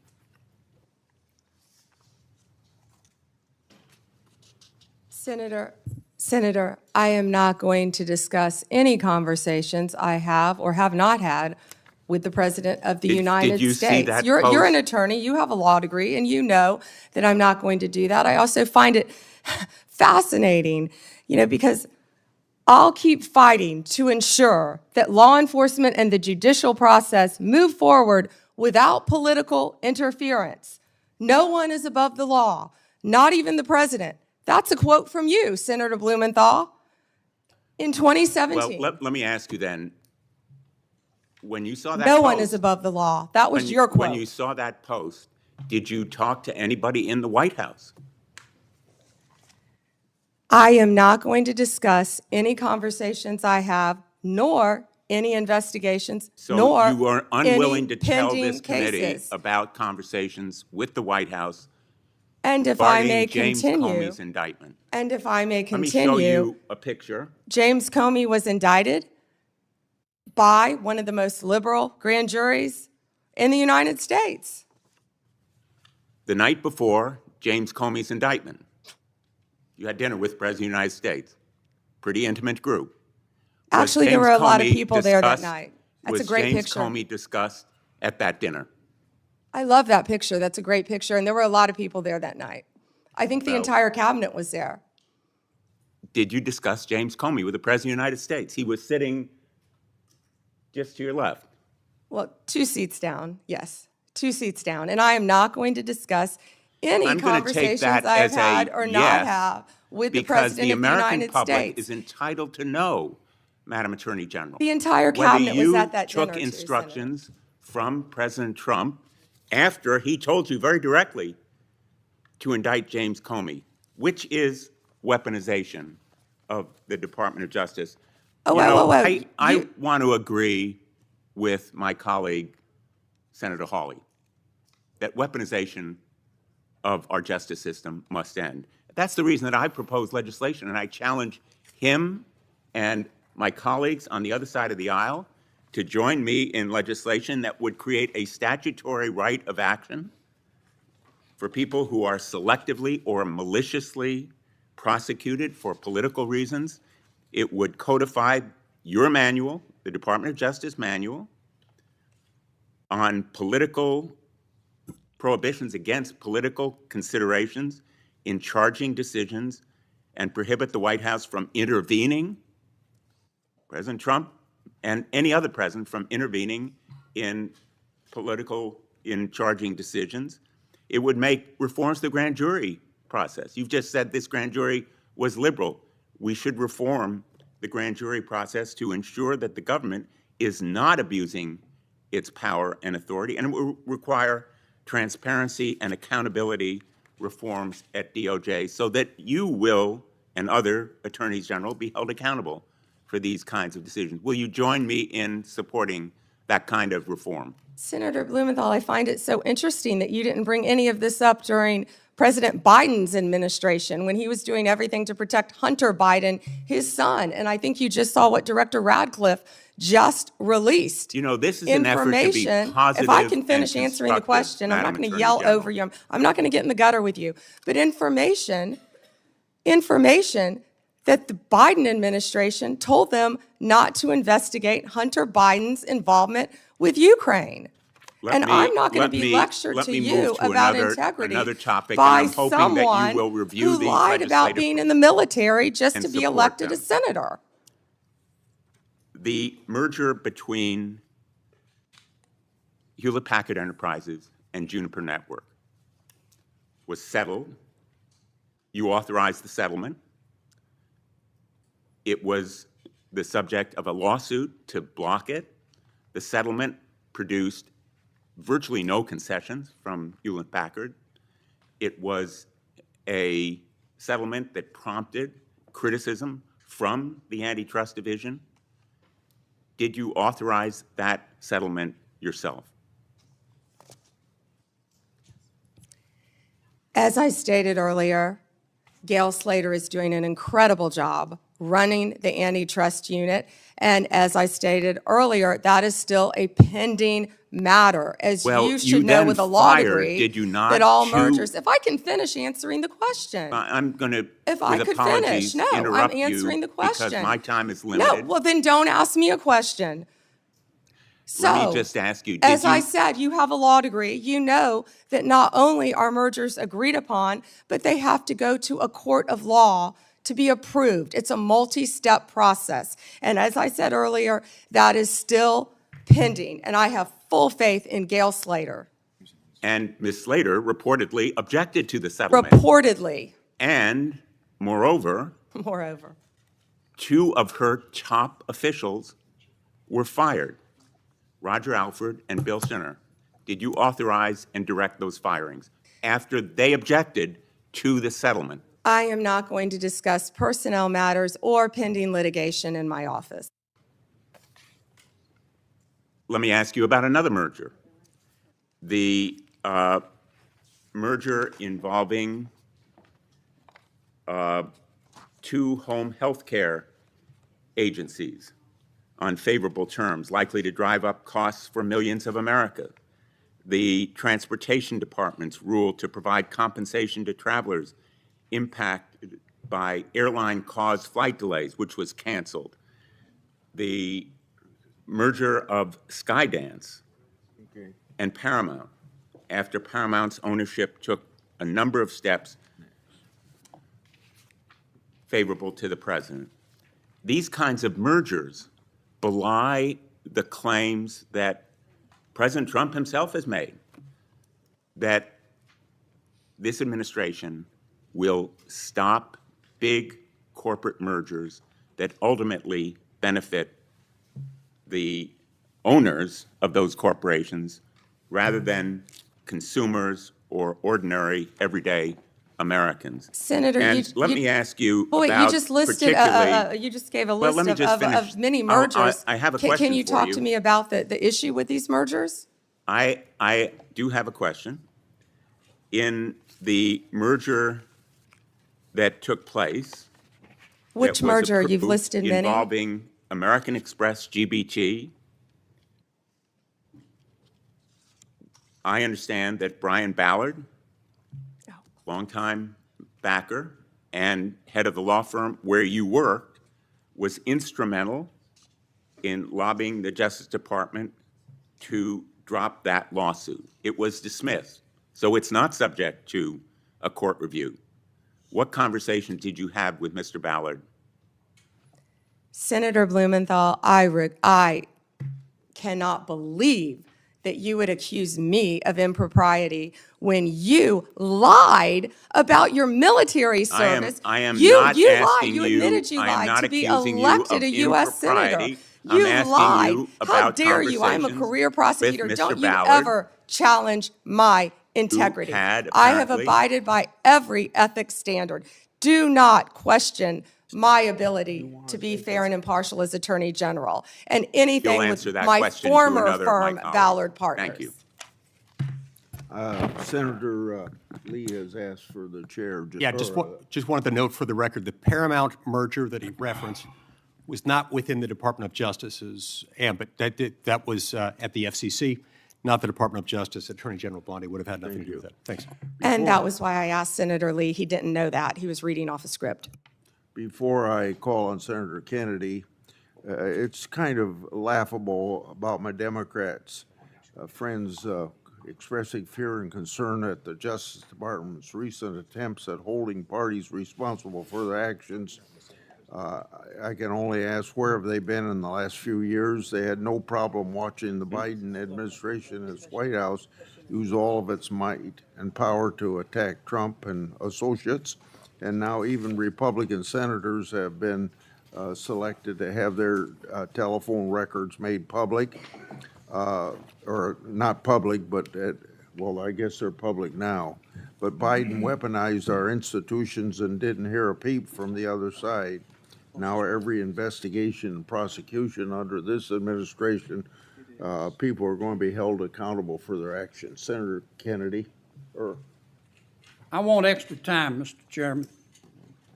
okay, I mean, enough is Well, enough. Cruz was next, but he wasn't here. Senator Cruz was next. Okay, Senator Cruz, if you're ready, go ahead. Well, thank you, but I will welcome Senator Kennedy providing color commentary throughout my question. I will be happy to. If we ever finish this hearing this year. And I'll point out Senator Kennedy has a new book about testing negative for stupid, so I hope I test negative for stupid. I hope I meet the threshold of You your do book meet title. it, and I talk in the book about the tattoo of the Backstreet Boys on your back. Look, I can't help that you don't want to reach young people. I think young people are the future, damn it, and I'll do whatever steps are needed. Backstreet Boys? That would be on Vice President Vance's playlist, I heard, that got hacked. General Bondi, welcome. I apologize for injecting you in the middle of Senator Kennedy's antics. We can't help him. Thank you for the job you're doing. You are doing a tremendous job keeping this country safe. And our families are safer because you are on that wall. Our families are safer because you are returning the Department of Justice to its core function, which is enforcing the law and locking up bad guys. We saw for 4 years, under the Biden administration, we saw the Department of Justice politicized and weaponized, and we saw them refuse to do their core function. More than 12 million illegal aliens flooded into this country, and the Biden Justice Department seemed to think its job was letting murderers and gangbangers and rapists go. And the results in just a few months that you've been able to produce are tremendous. Arrests of violent criminals are up 125% since the Biden administration.